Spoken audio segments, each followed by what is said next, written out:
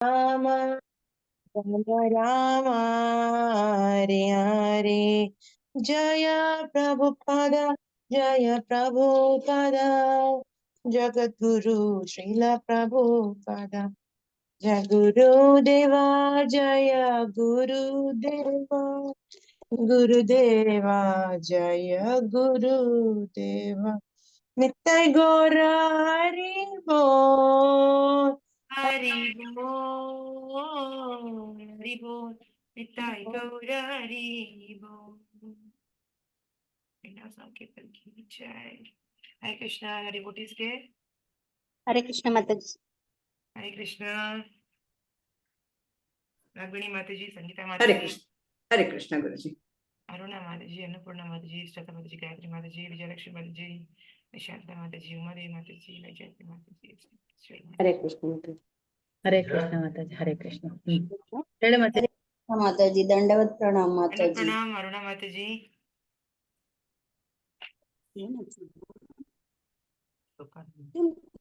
ಓಂ ಜ್ಞಾನತಿಮಿರಾಂಧಸ್ಯ ಜ್ಞಾನಾಂಜನಶಲಾಕಯ ಚಕ್ಷುರುನ್ಮಿಲಿತಂ ಯೇನ ತಸ್ಮೈ ಶ್ರೀ ಗುರವೇ ನಮಃ. ನಮಃ ಓಂ ವಿಷ್ಣುಪಾದಾಯ ಕೃಷ್ಣಪ್ರೇಷ್ಠಾಯ ಭೂತಲೆ ಶ್ರೀಮತೆ ಭಕ್ತಿವೇದಾಂತ ಸ್ವಾಮಿನಿತಿ ನಾಮಿನೆ.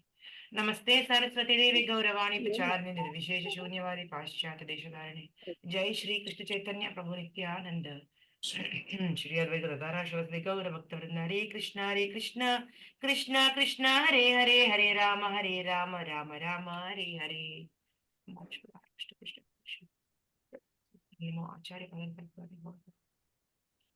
ಓಕೆ, 23ನೇ ಶ್ಲೋಕ, 3ನೇ ಅಧ್ಯಾಯ. ಶುರು ಮಾಡಿ. ಯದಿ ಹಿ ಅಹಂ ನ ವರ್ತೇಯಂ ಜಾತು ಕರ್ಮಣಿ ಅತಂದ್ರಿತಃ ಮಮ ವರ್ತ್ಮಾನು ವರ್ತಂತೆ ಮನುಷ್ಯಾಃ ಪಾರ್ಥ ಸರ್ವಶಃ. ಯಾರು ಓದ್ತೀರಾ? ಅನುವಾದ ಮಾತಾಜಿ. ಹರೇ ಕೃಷ್ಣ. ಎಷ್ಟನೇ ಅಧ್ಯಾಯ ಮಾತಾಜಿ? 3ನೇ ಅಧ್ಯಾಯ, ಶ್ಲೋಕ 23ನೇ ಶ್ಲೋಕ.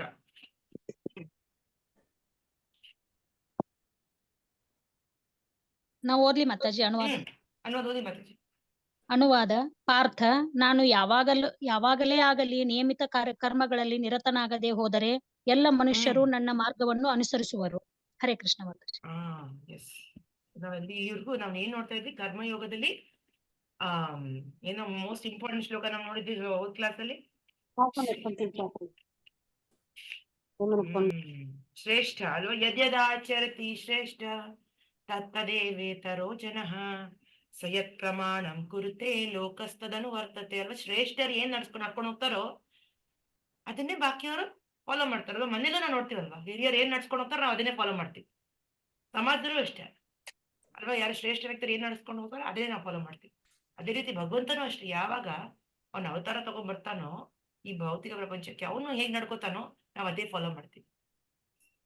ಅದಕ್ಕೆ ಭಗವಂತ ಎಷ್ಟೋ ಸರಿ ಏನ್ ಮಾಡ್ತಾನೆ, ಅವನ ಅವತಾರ ತಗೊಂಡ್ ಬಂದಾಗ ಅವನು ಎಲ್ಲ ರೂಲ್ಸ್ ಫಾಲೋ ಮಾಡ್ತಾನೆ. ಯಾತಕ್ಕೋಸ್ಕರ? ಅವನು ಫಾಲೋ ಮಾಡ್ಬೇಕು ಅನ್ನೋದಕ್ಕೋಸ್ಕರ ಅಲ್ಲ. ಅವ್ನು ಫಾಲೋ ಮಾಡಿದ್ರೆ ಅವನೇನೋ ಶಿಕ್ಷೆ ಆಗತ್ತೆ ಅಂತಲ್ಲ, ನಮಗೋಸ್ಕರ ಅವ್ನು ನಡ್ಕೊಂಡು ಹೋಗ್ತಾನೆ. ನಮಗೋಸ್ಕರ ಅವ್ನು ಎಲ್ಲಾ ರೂಲ್ಸ್ನ ಫಾಲೋ ಮಾಡ್ತಾನೆ.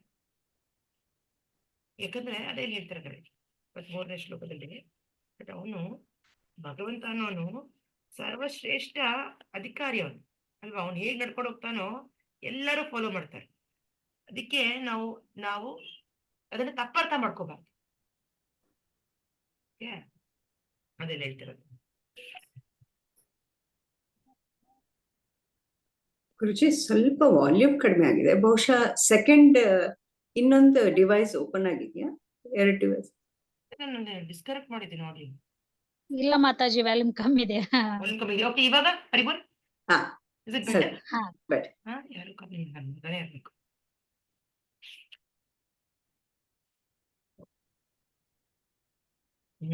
ನೋಡಿ, ಒಳ್ಳೆ ಮಾತಿದೆ. ಅವನು ಭಗವಂತ ಅತ್ಯುನ್ನತ ಅಧಿಕಾರಿಯಾದುದರಿಂದ ಜನಸಾಮಾನ್ಯರು ಆತನ ಹೆಜ್ಜೆಯಲ್ಲಿಯೇ ನಡೆಯುತ್ತಾರೆ.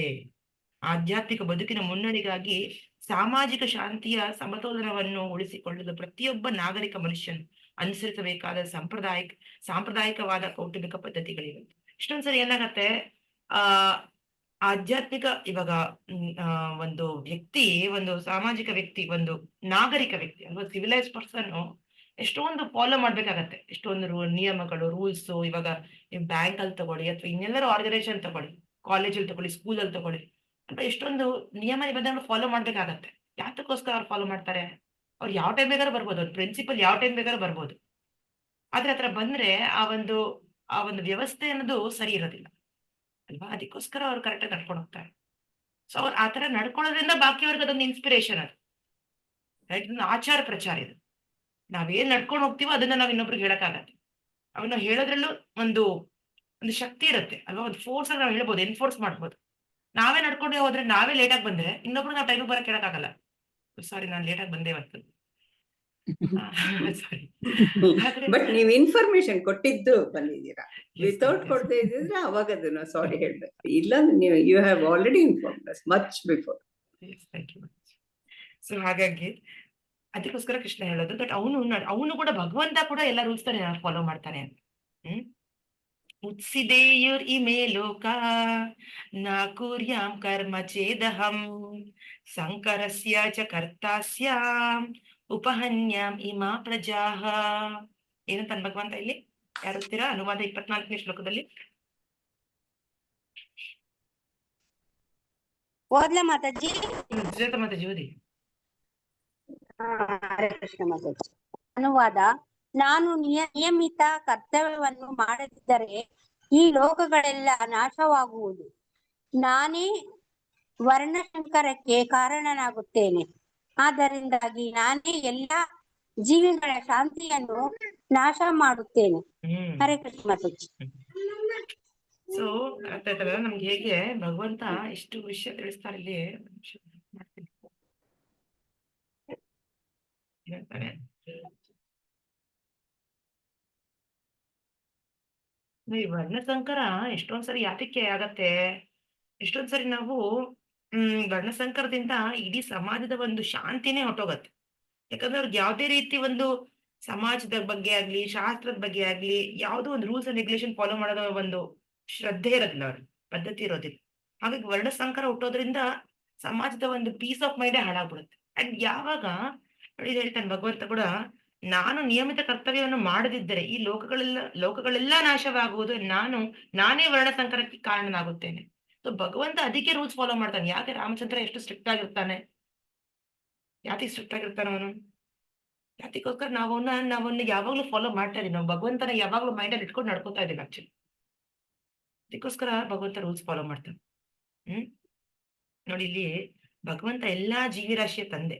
ಹಾಗಾಗಿ ಭಗವಂತ ಈಗ ತಂದೆ ಯಾವುದೇ ರೀತಿ ಮಕ್ಕಳನ್ನ ದಾರಿ ತಪ್ಪಿಸೋದಕ್ಕೆ ಇಷ್ಟಪಡೋದಿಲ್ಲ ಅಲ್ವಾ? ಯಾವಾಗ್ಲೂ ಮಕ್ಕಳು ಒಳ್ಳೆ ದಾರಿಲಿ ಇರಲಿ ಅಂತ ಬಯಸ್ತಾರೆ ತಂದೆ ತಾಯಿ. ಅದೇ ರೀತಿ ಭಗವಂತ ಎಲ್ಲ ಜೀವಿರಾಶಿ ತಂದೆ ಆಗಿರೋದ್ರಿಂದ ಎಲ್ಲಾರು ಮಕ್ಕಳು ಒಳ್ಳೆ ದಾರಿಲಿ ನಡೀಲಿ ಅನ್ನೋದಕ್ಕೋಸ್ಕರ ಭಗವಂತ ರೂಲ್ಸ್ ಫಾಲೋ ಮಾಡ್ತಾರೆ. ಭಗವಂತನೇ ಕೊಟ್ಟಿರೋ ರೂಲ್ಸ್ ಅಲ್ವಾ? ನಿಯಮಗಳನ್ನ ಭಗವಂತನೇ ಕೊಟ್ಟಿರೋದು. ವರ್ಣಸಂಕರ ಅಂದ್ರೆ ಏನ್ ಮಾತಾಜಿ? ವರ್ಣಸಂಕರ ಅಂದ್ರೆ ನೋಡಿ, ವರ್ಣಸಂಕರ ಎಂದರೆ ಸಮಾಜದ ಶಾಂತಿಯನ್ನು ಕಲಕುವ ಅನಪೇಕ್ಷಿತ ಜನಸಂಖ್ಯೆ. ಈ ಸಾಮಾಜಿಕ ಕ್ಷೋಭೆಯನ್ನು ತಡೆಯಲು ಐಕ ನಿಯಮಗಳಿವೆ. ಅಂದ್ರೆ ಇವ್ರಿಗೆ ಯಾವುದೇ ರೀತಿ ಯಾವುದೇ ರೀತಿ ಶಾಸ್ತ್ರನ ಫಾಲೋ ಮಾಡಲ್ಲ ಮಾತಾಜಿ. ಸಾಮಾಜಿಕ, ಈಗ ಫಾರ್ ಎಕ್ಸಾಂಪಲ್ ರೋಡ್ ಮೇಲೆ ಹೋಗ್ಬೇಕಾದ್ರೆ ಲೆಫ್ಟ್ ಹೋಗ್ಬೇಕು, ಸರಿ ಲೆಫ್ಟ್ ಹೋಗ್ತಾರೆ. ಲಾ ಪ್ರಕಾರ ಏನಾದ್ರು ಲೈಸೆನ್ಸ್ ತಗೋತಾರೆ. ಯಾವುದೇ ರೀತಿ ಏನದು ಆತರ ನಡ್ಕೊಂಡು ಹೋಗ್ತಾರೆ ತಪ್ಪ ಅವರಿಗೆ ಭಗವಂತ ಕೊಟ್ಟಿರೋ ನಿಯಮಗಳ ಮೇಲೆ ಅವರಿಗೆ ಶ್ರದ್ಧೆ, ನಂಬಿಕೆ ಇರೋದಿಲ್ಲ. ವರ್ಣಸಂಕರ ಅಂದ್ರೆ ಅದು ಅಂದ್ರೆ ಅಶ್ರದ್ಧ, ಸ್ವಲ್ಪ ಏನಂತಾರೆ ಏಥಿಸ್ಟ್, ಅವರು ಭಗವಂತನ ವಿರುದ್ಧ ನಡ್ಕೊಳ್ಳೋರು ವರ್ಣಸಂಕರ ಅಂದ್ರೆ ವರ್ಣನ ಫಾಲೋ ಮಾಡ್ತಾ ಇಲ್ಲ ಮಾತಾಜಿ. ಗೊತ್ತಾಯ್ತಾ? ವರ್ಣ ಏನು? ಭಗವಂತ ಕೊಟ್ಟಿರೋ ವರ್ಣ ಏನು? ಬ್ರಾಹ್ಮಣ, ಕ್ಷತ್ರಿಯ, ವೈಶ್ಯ, ಶೂದ್ರ ಅಲ್ವಾ ವರ್ಣ. ಆಶ್ರಮ ಏನು? ಬ್ರಹ್ಮಚಾರಿ, ಗೃಹಸ್ಥ, ವಾನಪ್ರಸ್ಥ, ಸನ್ಯಾಸ. ವರ್ಣ ಅಂದ್ರೇನು? ಹೇಳಿದಂಗೆ ಬ್ರಾಹ್ಮಣ, ಕ್ಷತ್ರಿಯ, ವೈಶ್ಯ, ಶೂದ್ರ. ಆ ವರ್ಣದಲ್ಲಿ ಇವ್ರು ಇರೋದಿಲ್ಲ. ವರ್ಣಕ್ಕೆ ವಿರುದ್ಧವಾಗಿ ನಡ್ಕೊಳ್ಳೋದು. ಬ್ರಾಹ್ಮಣ ಅಂದ್ರೆ ಬ್ರಾಹ್ಮಣ ಗುಣಲಕ್ಷಣ ಇಟ್ಕೊಂಡು ನಡ್ಕೊಂಡು ಹೋಗ್ಬೇಕು. ಕ್ಷತ್ರಿಯ, ವೈಶ್ಯ ಆಗಿರ್ಬೋದು. ವೈಶ್ಯ ಅಂದ್ರೆ ಫ್ಯಾಮಿಲಿ ಎಲ್ಲ ಒಂದು ಬಿಸ್ನೆಸ್ ಆಕ್ಯುಪೇಷನ್ ಇದಾರೆ ಅನ್ಕೊಳ್ಳಿ. ಅಂಗಡಿ ಇಟ್ಕೊಳ್ಳೋದು, ಬಟ್ಟೆ ಅಂಗಡಿನೋ ಅಥವಾ ಏನಾದ್ರು ದಿನಸಿ ಅಂಗಡಿನೋ ಏನಾರೋ ಒಂದಿರತ್ತೆ, ಅದನ್ನ ನಡ್ಸ್ಕೊಂಡು ಹೋಗೋದು. ಅದ್ರ ವಿರುದ್ಧವಾಗಿ ಹೋಗ್ತಾರೆ ಅವರು. ಯಾವ್ದೋ ಒಂದು ಶೂದ್ರ ಪ್ರೊಫೆಷನ್ ತಗೊಂತಾರೆ, ವರ್ಣದ ವಿರುದ್ಧವಾಗಿ ನಡ್ಕೊಳಕ್ ಶುರು ಮಾಡ್ತಾರೆ. ಕಲಿಯುಗದಲ್ಲಿ ಅಫ್ಕೋರ್ಸ್ ತುಂಬಾ ಜಾಸ್ತಿ ಇದೆ ವರ್ಣ ಸಂಕರ, ಎಲ್ಲಾ ಕಡೆನೂ ಜಾಸ್ತಿ ಆಗಿದೆ. ಇಡೀ ಪ್ರತಿಯೊಂದು ಫ್ಯಾಮಿಲಿದಲ್ಲೂ ಇದೆ. ಯಾಕಂದ್ರೆ ಆತರ ಕಲಿಯುಗ ಭ್ರಷ್ಟ ಆಗುವುದೇ. ಕಲಿಯುಗದಲ್ಲಿ ಯಾವುದೇ ರೀತಿ ವರ್ಣಾಶ್ರಮ ಫಾಲೋ ಮಾಡೋದು ತುಂಬಾ ಕಮ್ಮಿ. ಫಾಲೋ ಮಾಡ್ತಾ ಇಲ್ಲ ಯಾರು. ಮ್ಯಾಕ್ಸಿಮಮ್ ವರ್ಣ ಸಂಕರನೇ ಹುಡ್ತಾ ಇರೋದು ಆಕ್ಚುಲಿ. ಯಾರು ಇವಾಗ ಮಕ್ಕಳು ಒಳ್ಳೆ ಇದ್ರಲ್ಲಿ ಹುಟ್ಟಬೇಕು ಅಂದ್ರೆ ಗರ್ಭಧಾನ ಸಂಸ್ಕಾರ ಮಾಡ್ಬೇಕು. ಆಕ್ಚುಲಿ ಗರ್ಭಧಾನ ಸಂಸ್ಕಾರ ಎಷ್ಟು ಜನ ಫಾಲೋ ಮಾಡ್ತಿದ್ದಾರೆ? ಎಲ್ಲೋ ಹೋಗಿ ಸೇರ್ತಾರೆ, ಎಲ್ಲೋ ಹೋಗ್ತಾರೆ ಔಟಿಂಗ್ ಅಂತ, ಎಲ್ಲೋ ಮಾರಿಷಸ್ಗೆ ಹೋಗ್ತಾರೆ, ಅಲ್ಲೆಲ್ಲೋ ಹೋಗ್ತಾರೆ, ಅಲ್ಲೆಲ್ಲೋ ಹೋಗಿ ಏನೋ ಮಾಡ್ಕೊಂಡು ಮಕ್ಕಳನ್ನ ಜನ್ಮಿಸ್ಕೊಂತಾರೆ. ಅಲ್ವಾ? ಸೊ ಎಲ್ಲದಕ್ಕೂ ಒಂದು ಸಂಸ್ಕಾರನ ಕೃಷ್ಣ ಕೊಟ್ಟಿದ್ದಾನೆ ಆಕ್ಚುಲಿ.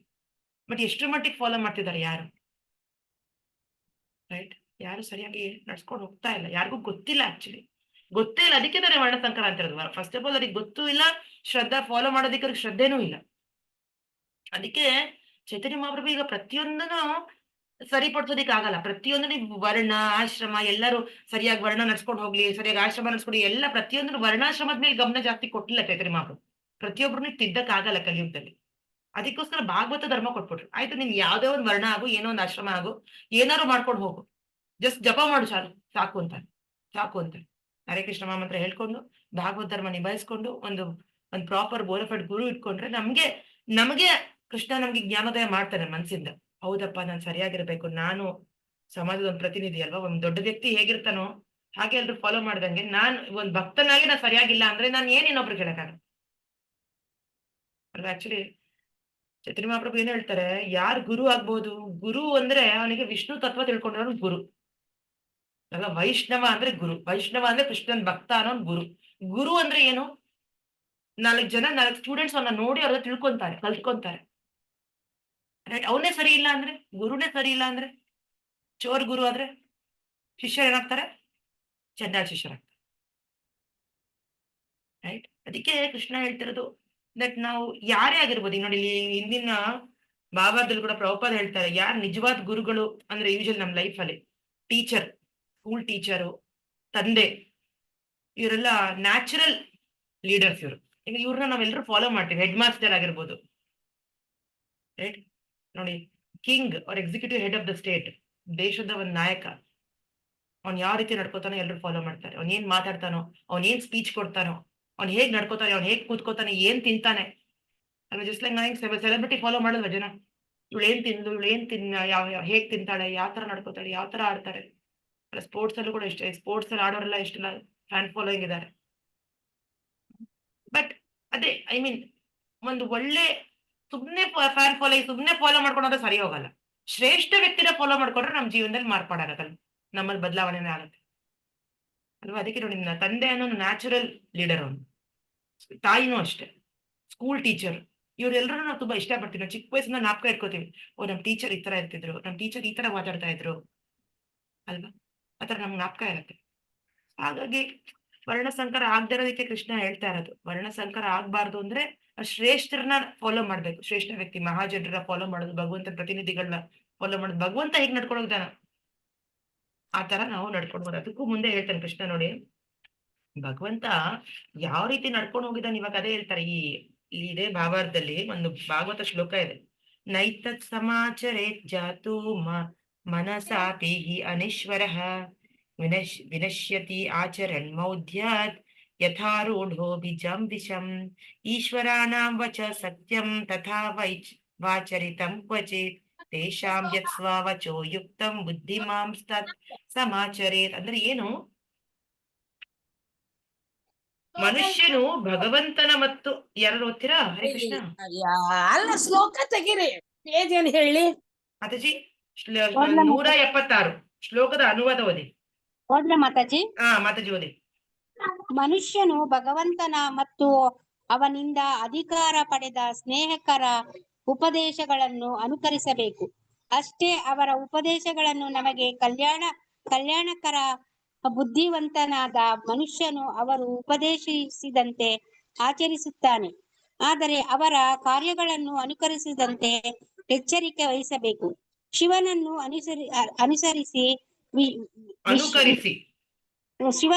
ಅನುಕರಿಸಿ ವಿಷದ ಸಮುದ್ರವನ್ನು ಕುಡಿಯಲು ಪ್ರಯತ್ನಿಸಬಾರದು. ಈಶ್ವರ ಎಂದರೆ ಹರೇ ಕೃಷ್ಣ. ನೋಡಿದ್ರ ಭಗವಂತ ಏನಂತಾನೆ? ಭಗವಂತನ ನಿಯಮಗಳು ಉಪದೇಶಗಳನ್ನ ನಾವು ನಡ್ಸ್ಕೊಳ್ಬೇಕು, ಅನುಸರಿಸ್ಬೇಕು, ಅನುಕರಿಸಬಾರ್ದು. ಶಿವ ವಿಷ ಕುಡ್ದಂದ್ರೆ ನಾವು ವಿಷ ಕುಡಿದ್ರೆ ಏನಾಗತ್ತೆ ನಮ್ಮ ಪರಿಸ್ಥಿತಿ? ಹೌದು ಅರ್ಥ ಆಯ್ತಾ? ಇವಾಗ ಎಷ್ಟೊಂದ್ ಜನ ಅದೇ ಹೇಳ್ತಿರೋದು, ಎಷ್ಟರ ಶಿವನ ಒಂದು ಹೆಸರಿಗೆ ಪ್ಯೂರೋ ಡಿವೋಟಿಸ್ ಅಂದ್ರೆ ಸುಮ್ನೆ ಹೆಸರಿಗೆ ಭಕ್ತರ್ತ ಹೇಳ್ಕೊತಾರೆ. ಗಾಂಜಾ ಅದು ಇದು ತಗೊಂತಾರೆ, ಅವ್ರು ಮಾದಕ ವಸ್ತುಗಳನ್ನೆಲ್ಲ ಸೇವಿಸ್ತಾರೆ. ಏನಾಗತ್ತೆ ಮಾದಕ ವಸ್ತು ತಗೊಂಡ್ರೆ ಏನಾಗತ್ತೆ? ಗಾಂಜಾ ತಗೊಂಡ್ರೆ ಅವ್ರಿಗೆ ಒಳ್ಳೇದಾಗತ್ತೆ? ಅವ್ರ ಶಿವ ಅಂತ ಹೇಳ್ಕೊಬೋದ? ಶಿವನ್ ಭಕ್ತ ಅಂತ ನಾನು ಗಾಂಜಾ ಕುಡಿತೀನಪ್ಪ ಅಂತ ಹೇಳ್ಕೊಂಡ್ರೆ ಮೂರ್ಖತ್ವ ಅಲ್ವಾ? ಅದಕ್ಕೆ ನೋಡಿ ಹೇಳ್ತಿರೋದು, ಗಾಂಜಾ ಮತ್ತು ಅಂತ ಮಾದಕ ವಸ್ತುಗಳನ್ನು ಸೇವಿಸಲು ಬಯಸುವ ಹುಸಿ ಶಿವ ಭಕ್ತರು ಅನುಕರಿಸಿದ್ದಾರೆ. ಶಿವನ ಕಾರ್ಯಗಳನ್ನು ಹೀಗೆ ಅನುಕರಿಸಿ ತಾವು ಸಾವನ್ನು ಹತ್ತಿರಕ್ಕೆ ಕರೆಯುತ್ತಿದ್ದಾರೆ ಅಂತ ಅಲ್ವಾ? ಅದೇ ರೀತಿ ಇವನ್ ಭಗವಂತ ಕೃಷ್ಣನ್ ಭಕ್ತರು ಅಷ್ಟೇ. ಸುಮ್ನೆ ಇಲ್ಲಿ ಹೆಸರಿಗೆ ಭಕ್ತ ಅಂತ ಹೇಳ್ಕೊಂಡು, ಭಗವಂತ ಹೇಗ್ ನಡ್ಕೊಡಿಯ, ನಾನು ರಾಸಲೀಲಾ ಮಾಡ್ತೀನಿ, ನಾನು ಗರ್ಲ್ ಫ್ರೆಂಡ್ಸ್ ನಡ್ಕೋತೀನಿ, ನಾನು ಹುಡುಗರ ಹಿಂದೆ ತಿರುಗ್ತೀನಿ, ನಾನು ಕಳ್ತನ ಮಾಡ್ತೀನಿ ಅಂದ್ರೆ, ಕಳ್ತನ ಮಾಡಿದ್ರೆ ಜೈಲಲ್ಲಿ ಹಾಕ್ತಾರೆ. ಭಗವಂತ ಕಳ್ತನ ಮಾಡಿದ್ರೆ ಜೈಲ್ ಇರೋದಿಲ್ಲ ಅಲ್ವಾ? ಭಗವಂತ ಲೀಲೆ ಮಾಡ್ತಾನೆ ನಮ್ಮ ಮನ್ಸನ್ನ ಕದಿಯೋದಿಕ್ಕೋಸ್ಕರ ಅಲ್ವಾ? ಅವನು ಬೆಣ್ಣೆ ಕದೀತಾನೆ, ಹೃದಯ ಕದೀತಾನೆ ಅಲ್ವಾ? ನಮ್ಮ ಜನ್ಮ ಮೃತ್ಯು ಚಕ್ರನೇ ಅವನು ಮುಗಿಸ್ಬಿಡ್ತಾನೆ, ಎಂಡಿಗೆ ತಗೊಂಡ್ಬರ್ತಾನೆ. ಭಗವಂತ ಮಾಡಿದ್ರೆ ಅದಕ್ಕೇನು ಅದ್ರಲ್ಲಿ ತಪ್ಪು ಇರೋದೇನು ಇಲ್ಲ. ಅವನೊಂದು ಪರ್ಪಸ್ಗೋಸ್ಕರ ಮಾಡ್ತಾರೆ, ಒಂದು ಕಾರಣ ಇಟ್ಕೊಂಡು ಮಾಡ್ತಾನೆ. ಅವನ ಹತ್ರ ಏನು ಇಲ್ವಾ? ಅವ್ನ್ ಯಾರಿಂದಾರ ಕದಿಬೇಕಾ? ಯಾರ ಮನೆಗಾರು ಹೋಗ್ಬೇಕಾ? ಅವನ್ ಬಿಗುಮನ ಬಿಟ್ಕೊಂಡು ಇಲ್ಲ, ಅವನ್ ಪ್ರೀತಿ ಆ ತರ ಕೊಡ್ತಾನಲ್ವಾ? ಅವ್ನ್ ಲೀಲೆ ಮಾಡೋದಿಕ್ಕೆ, ಅವನ ಒಂದು ಅಸೋಸಿಯೇಷನ್ ಕೊಡೋದಿಕ್ಕೆ ಅವನ್ ಭಕ್ತರಿಗೆ. ಹೌದಲ್ಲ? ಬೇರೆ ಗೋಪಿಯರು ಸಂತೋಷ ಪಡ್ಬೇಕಲ್ವಾ?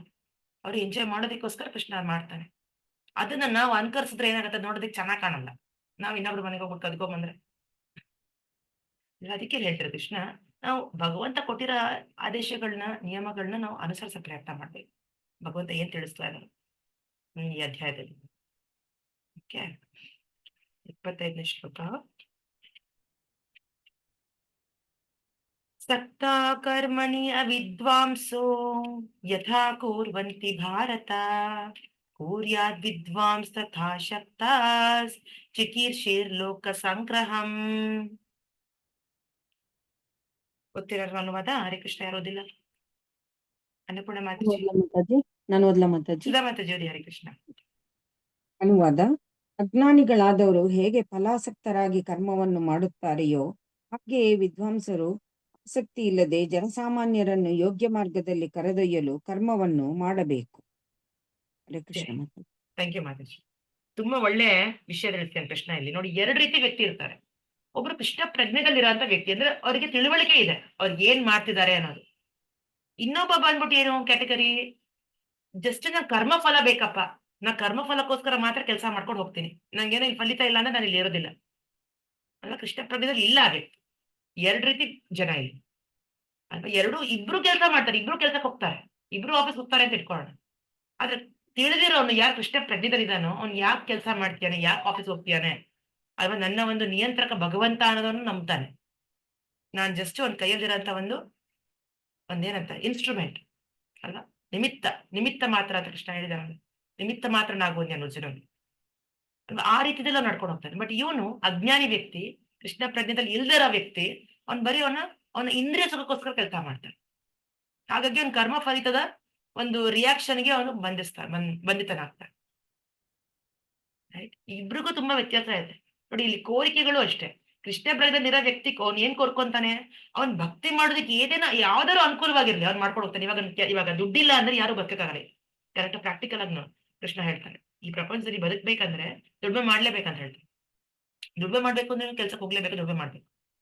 ಇವಾಗ ಬದುಕಿದ್ರೆ ಅವ್ರು ಕೃಷ್ಣ ಪ್ರಜ್ಞೆ ಮಾಡೋದಕ್ಕಾಗತ್ತೆ, ಭಕ್ತಿ ಮಾಡೋದಕ್ಕಾಗತ್ತೆ, ಜಪ ಮಾಡೋದಕ್ಕಾಗತ್ತೆ, ಎಲ್ಲ ಮಾಡೋದಕ್ಕೆ, ಫ್ಯಾಮಿಲಿ ನಡ್ಸ್ಕೊಂಡು ಹೋಗಕ್ಕಾಗತ್ತೆ. ಅವ್ನ್ ಕೆಲ್ಸಕ್ಕೆ ಹೋಗ್ತಾರೆ, ನನ್ ಭಕ್ತನಾಗಿದ್ದೀನಪ್ಪ, ಈಗ ಆಫೀಸ್ಗೆ ಹೋಗಲ್ಲ, ಎಲ್ಲೋ ಹೋಗಲ್ಲ, ಕೈ ಕೊಟ್ಟು ಕೂತ್ಕೋತೀನಿ ಅಂದ್ರೆ ಅವ್ನಿಗೆ ದುಡಿಮೆಲಿಂದ ಬರುತ್ತೆ. ಅವ್ನು ಹೆಂಗೆ ಪ್ರಶಾಂತವಾಗಿ ಹೆಂಗ್ ಕೂತ್ಕೊಳಕ್ಕಾಗತ್ತೆ? ಅವ್ನ ಆರೋಗ್ಯ ಯಾರು ನೋಡ್ಕೋತಾರೆ, ಅವ್ನ ಫ್ಯಾಮಿಲಿ ಯಾರು ನೋಡ್ಕೋತಾರೆ, ಊಟ ಯಾರು ಕೊಡ್ತಾರೆ ಅವನಿಗೆ, ಅವ್ನ ಹೆಂಡತಿ ಮಕ್ಳಿಗೆ? ಆ ಪಾಯಿಂಟ್ ಆಫ್ ವ್ಯೂ ಇಂದ ಅವ್ನು ಕೆಲ್ಸಕ್ಕೆ ಹೋಗ್ತಾನೆ, ಆ ಪಾಯಿಂಟ್ ಆಫ್ ವ್ಯೂ ಇಂದ ಅವ್ನು ಕೆಲಸ ಮಾಡ್ತಾನೆ, ಆ ತರ ಯೋಚನೆಯಿಂದ. ಗೊತ್ತಾಗ್ತಿದ್ಯಾ? ಬಟ್ ಇವನು ಯಾರ ಅಜ್ಞಾನದಲ್ಲಿದ್ದಾನೋ ಅವ್ನು ಸುಮ್ಮನೆ ಅವ್ನ ಇಂದ್ರಿಯ ತೃಪ್ತಿಗೋಸ್ಕರ ಹೋಗ್ತಾನೆ. ಓಕೆ, ನಂಗೆ ದುಡ್ಡು ಬರುತ್ತೆ, ದುಡ್ಡು ಬರೋದ್ರಿಂದ ನಾನು ಕಾರ್ ತಗೋಬಹುದು, ಮನೆ ತಗೋಬಹುದು, ಎಂಜಾಯ್ ಮಾಡ್ಬೋದು. ಅವ್ನ ಇಂದ್ರಿಯ ತೃಪ್ತಿಗೋಸ್ಕರ ಮಾತ್ರ ಕೆಲ್ಸಕ್ಕೆ ಹೋಗೋದು. ಆಕ್ಚುಲಿ ಅವ್ನಿಗೆ ಯಾರ್ದು ಕಾಳಜಿ ಇಲ್ಲ, ಅವ್ನಿಗೆ ಓನ್ಲಿ ಅವನದೇ ಕಾಳಜಿ. ಅವನಿಗೆ ಅವನ ಜವಾಬ್ದಾರಿಯಿಂದ ನಡ್ಕೋತಾ ಇಲ್ಲ ಅವನು. ಇಲ್ಲಿ ಕೃಷ್ಣ ಪ್ರಜ್ಞೆ ಇರೋ ವ್ಯಕ್ತಿ ಅವ್ನು ತುಂಬಾ ಜವಾಬ್ದಾರಿಯಿಂದ ನಡ್ಕೋತಾ ಇದ್ದಾನೆ. ಗೊತ್ತಾಗ್ತಿದ್ಯಾ? ಸೊ ಹಾಗಾಗಿ ಕೃಷ್ಣ ಪ್ರಜ್ಞೆದಲ್ಲಿ ಇರೋ ವ್ಯಕ್ತಿ ತುಂಬಾ ಚೆನ್ನಾಗಿ ನಡ್ಸ್ಕೊಂಡು ಹೋಗ್ತಾನೆ. ಅವನ ಭೌತಿಕ ಧರ್ಮ ಕೂಡ ಚೆನ್ನಾಗಿ ನಡ್ಸ್ಕೊಂಡು ಹೋಗ್ತಾನೆ. ಅದೇ ಕೃಷ್ಣ ಹೇಳೋದು. ಕೃಷ್ಣ ಪ್ರಜ್ಞೆದಲ್ಲಿ ಇರೋನು ಅವ್ನ್ ವರ್ಣಾಶ್ರಮ ಧರ್ಮನು ಕರೆಕ್ಟ್ ಆಗಿ ಮಾಡ್ತಾನೆ, ಅವ್ನ್ ಭಾಗವತ ಧರ್ಮನು ಚೆನ್ನಾಗಿ ನಡ್ಸ್ಕೊಂಡು ಹೋಗ್ತಾನೆ, ಭಕ್ತಿ ಮಾರ್ಗದ ಕೂಡ ಚೆನ್ನಾಗಿ ನಡ್ಸ್ಕೊಂಡು ಹೋಗ್ತಾನೆ. ಬಟ್ ಅಜ್ಞಾನಿ ವ್ಯಕ್ತಿ ಅಲ್ಲೂ ಸರಿ ಮಾಡಲ್ಲ, ಅಲ್ಲೂ ಅವನು ಬಾಸಿಗೆ ಸರಿಯಾಗಿ ಕೆಲಸ ಮಾಡೋದಿಲ್ಲ, ಅಲ್ಲೂ ಅವನೇನೋ ಕಳ್ತನ ಮಾಡ್ತಾನೆ, ಅಲ್ಲೂ ಅವನು ಏನು 9 ಗಂಟೆಗೆ ಹೋದ್ರೆ 9:15 ಹೋಗ್ತಾನೆ, ಲೇಟಾಗಿ ಹೋಗ್ತಾನೆ, ಅಲ್ಲೂ ಅರ್ಧಂಬರ್ಧ ಕೆಲಸ ಮಾಡ್ತಾನೆ ಅಲ್ವಾ, ಅಲ್ಲೂ ಬೇಗ ಬರ್ತಾನೆ, ಇಲ್ಲ ಲೇಟಾಗಿ ಬರ್ತಾನೆ, ಇಲ್ಲ ಸರಿಯಾಗಿ ಮಾಡೋದಿಲ್ಲ, ಇಲ್ಲ ಟೈಮೆಲ್ಲ ಕಾಲಹರಣ ಮಾಡ್ತಾನೆ, ಅವ್ರ ಜೊತೆ ಟೈಮ್ ಪಾಸ್ ಹೊಡಿತಾನೆ, ಟೀ ಬ್ರೇಕ್ ಕಾಫಿ ಬ್ರೇಕ್ ಅಂದ್ರೆ ಗಂಟೆ ಹೋಗ್ತಾನೆ. ನಾವು ನೋಡಿದೀವಲ್ಲ ಇದೆಲ್ಲ ಆಫೀಸಲ್ಲಿ ಅಲ್ವಾ, ಜನ ಅಲ್ಲೂ ಸರಿಯಾಗಿ ಮಾಡೋದಿಲ್ಲ, ಅಲ್ಲೂ ಕೆಟ್ಟ ಹೆಸರು. ಬಟ್ ಈ ವ್ಯಕ್ತಿ ಗಂಭೀರವಾಗಿ ಚೆನ್ನಾಗಿ ನಡ್ಸ್ಕೊಂಡು ಹೋಗ್ತಾನೆ.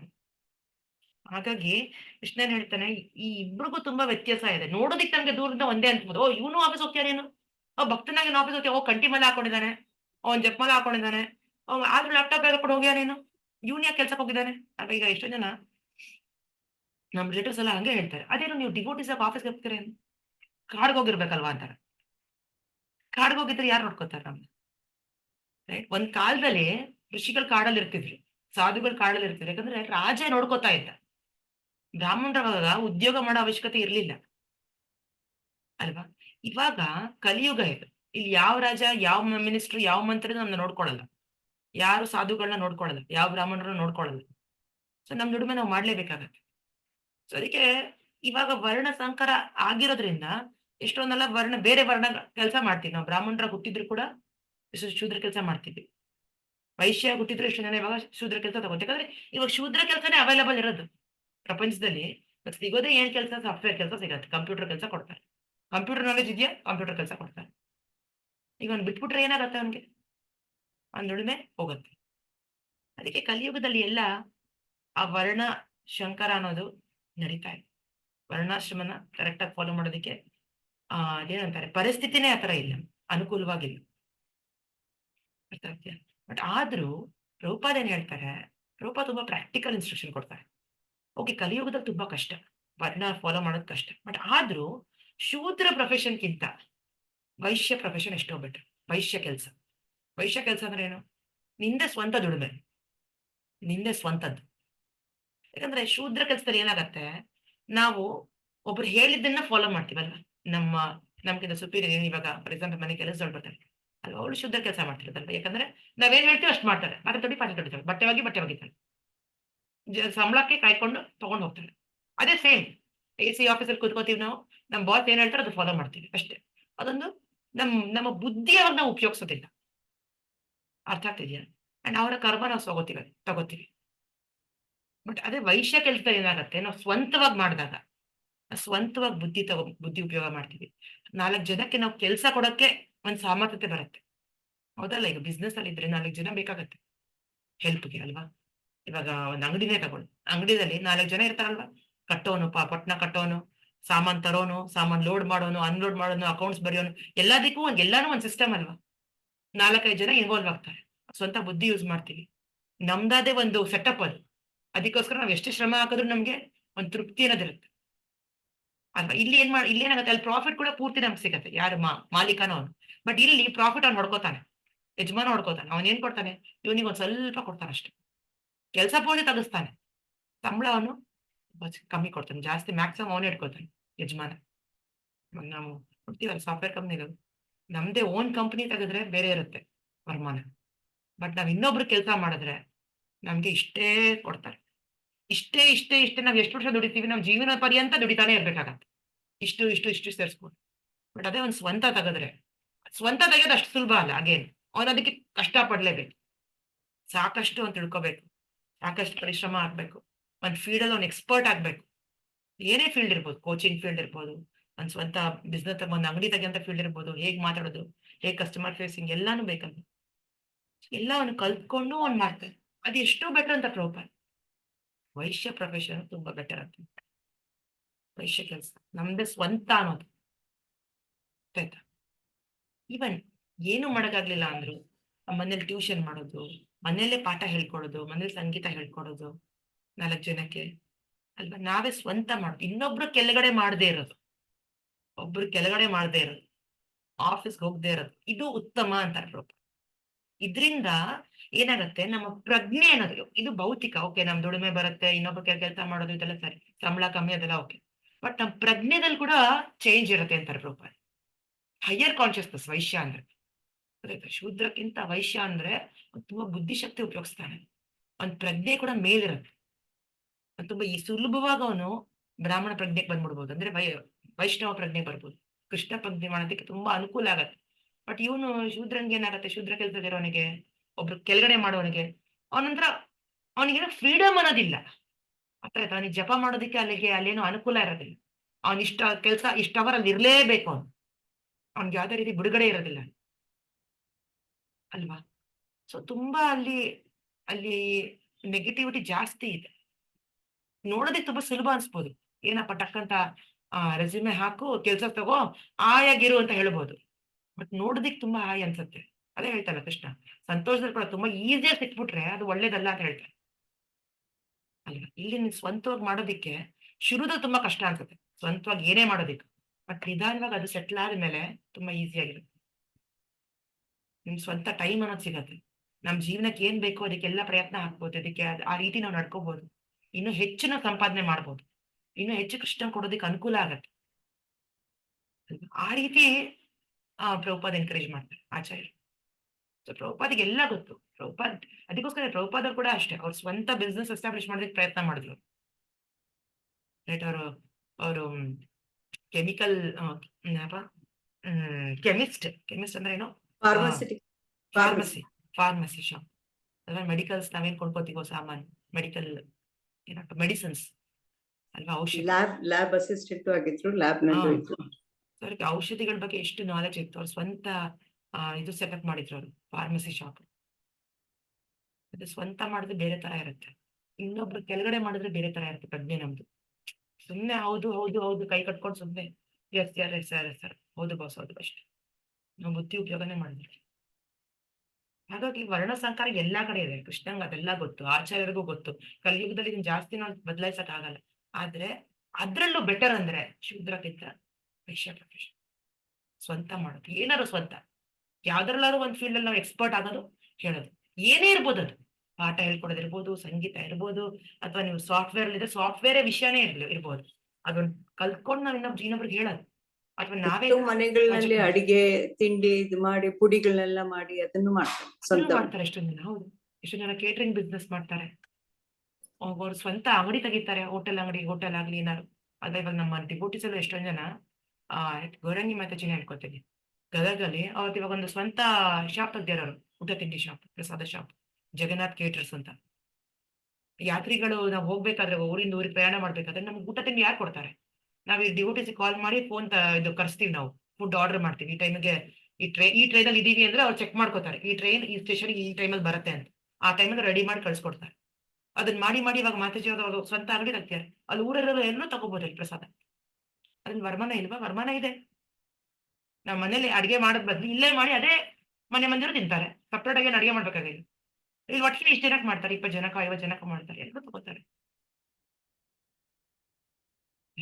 ಆತರ ಎಷ್ಟೆಲ್ಲ ಬುದ್ಧಿ ಉಪಯೋಗಿಸ್ಬೋದು ಆಕ್ಚುಲಿ. ಶೂದ್ರ ಅಂದ್ರೆ ಒಂಥರ ಅದೊಂಥರ ಸೋಂಬೇರಿ ಕೆಲಸ. ನಾವು ಸೋಂಬೇರಿಗಳಾಗ್ತಾ ಇದೀವಿ ಅಷ್ಟೇ, ಏನೇನೂ ಇಲ್ಲ. ಸೋಂಬೇರಿತನ ಒಳ್ಳೇದಲ್ಲ ಅಂತಾರೆ ಪ್ರಭುಪಾದ ಆಚಾರ್ಯ. ಯಾವಾಗ್ಲೂ ಆಕ್ಟಿವ್ ಆಗಿರ್ಬೇಕಂತ, ಯಾವಾಗ್ಲೂ ಬುದ್ಧಿ ಯೂಸ್ ಮಾಡ್ಬೇಕಂತ, ಯಾವಾಗ್ಲೂ ಚುರುಕಾಗಿರ್ಬೇಕಂತ. ಈಗ ಪ್ರಭುಪಾದ ಕೂಡ ಈ ಇಸ್ಕಾನ್ ಹೆಂಗ್ ತೆಗೆದ್ರು, ಇಸ್ಕಾನ್ ಅನ್ನೋ ಒಂದು ಸಂಸ್ಥೆ ಹೇಗ್ ತೆಗೆದ್ರು, ಇದೊಂದು ಆಧ್ಯಾತ್ಮಿಕ ಸಂಸ್ಥೆ. ಒಂದ್ ಸಂಸ್ಥೆ ತೆಗೆದಕ್ಕೆ ಎಷ್ಟೆಲ್ಲ ಬುದ್ಧಿ ಉಪಯೋಗಿಸಿದ್ದಾರೆ ಪ್ರಭುಪಾದ. ಅಲ್ಲಿ ಯಾರು ಗೊತ್ತಿಲ್ಲ, ಗುರಿ ಇಲ್ಲ. ಹೌದಲ್ವಾ? ನಮ್ಗೆ ಜಾಬ್ ತಗೊಳ್ಳೋದು ತುಂಬಾ ಸುಲಭ. ಬಟ್ ಪ್ರಭುಪಾದ್ಗೆ ಏನ್ ಗೊತ್ತು? ಪ್ರಭುಪಾದ್ಗೆ ಯಾರು ಪರಿಚಯ ಇದಾರೆ ಅಲ್ಲಿ ಅಲ್ವಾ? ಅವ್ರಿಗೆಲ್ಲ ಬುದ್ಧಿ, ಅವ್ರೆಲ್ಲ ಇದನ್ನ ಯೂಸ್ ಮಾಡಿ ಅವ್ರೊಂದು ಸಂಸ್ಥೆ ತೆಗೆದಿದ್ದಾರೆ. ಚರ್ಚ್ಗಳನ್ನ ಕನ್ವರ್ಟ್ ಮಾಡಿದ್ದಾರೆ, ದೇವಸ್ಥಾನ. ಅದನ್ನ ಸಿಂಪಲ್ ಕೆಲಸನ ಅದು. ಪ್ರೆಸ್ ಮೀಟ್ ಅಲ್ಲಿ ಎಷ್ಟು ಸರಿ ಮಾತಾಡಿದ್ದಾರೆ. ಪ್ರೆಸ್ ಮೀಟ್ ಅಲ್ಲಿ ಎಷ್ಟು ಕೇಳ್ತಾರೆ ಗೊತ್ತಾ ಪ್ರಶ್ನೆಗಳು? ಪ್ರತಿಯೊಂದು ಪ್ರಶ್ನೆಗೆ ಉತ್ತರ ಕೊಟ್ಟಿದ್ದಾರೆ. ಇದ್ರಲ್ಲಿ ಏನ್ ತಪ್ಪಿದೆ ಅಂತ. ಫೈನಲ್ ಅವರೆಲ್ಲ ಕನ್ವಿನ್ಸ್ ಆಗಿತ್ತು. ಎಲ್ಲರೂ ಕನ್ವಿನ್ಸ್ ಆಗಿದ್ದೆ, ಜನರನ್ನೇ ಬದಲಾಯಿಸಿದ್ದಾರೆ. ಬುದ್ಧಿ ಇಲ್ಲದೆ ಆಗತ್ತ ಅದು. ನಾನು ಸುಮ್ಮನೆ ಕೂತ್ಕೋತೀನಪ್ಪ ಎಲ್ಲ ನಂಗೆ ಮಾಡ್ಕೊಡು ಅಂದ್ರೆ ತುಂಬಾ ಸುಲಭ ಅದು. ನಾವೇನಾದ್ರು ಮಾಡೋದಂದ್ರೆ ಇಷ್ಟೆಲ್ಲ ನಾವು ಯೋಚನೆ ಮಾಡ್ಬೇಕಾಗತ್ತೆ.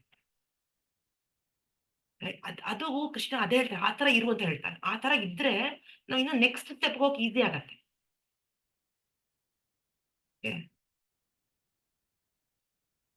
ರಜೋಗುಣ ಅದು ಜೊತೆಗೆ. ಶೂದ್ರ ಪ್ರೊಫೆಷನ್ ತಮ್ಮ ಗುಣ, ತಾಮಸಿಕ, ಆಲಸ್ಯತನ, ಸುಲಭ ದಾರಿ ಹುಡ್ಕೊಳ್ಳೋದು.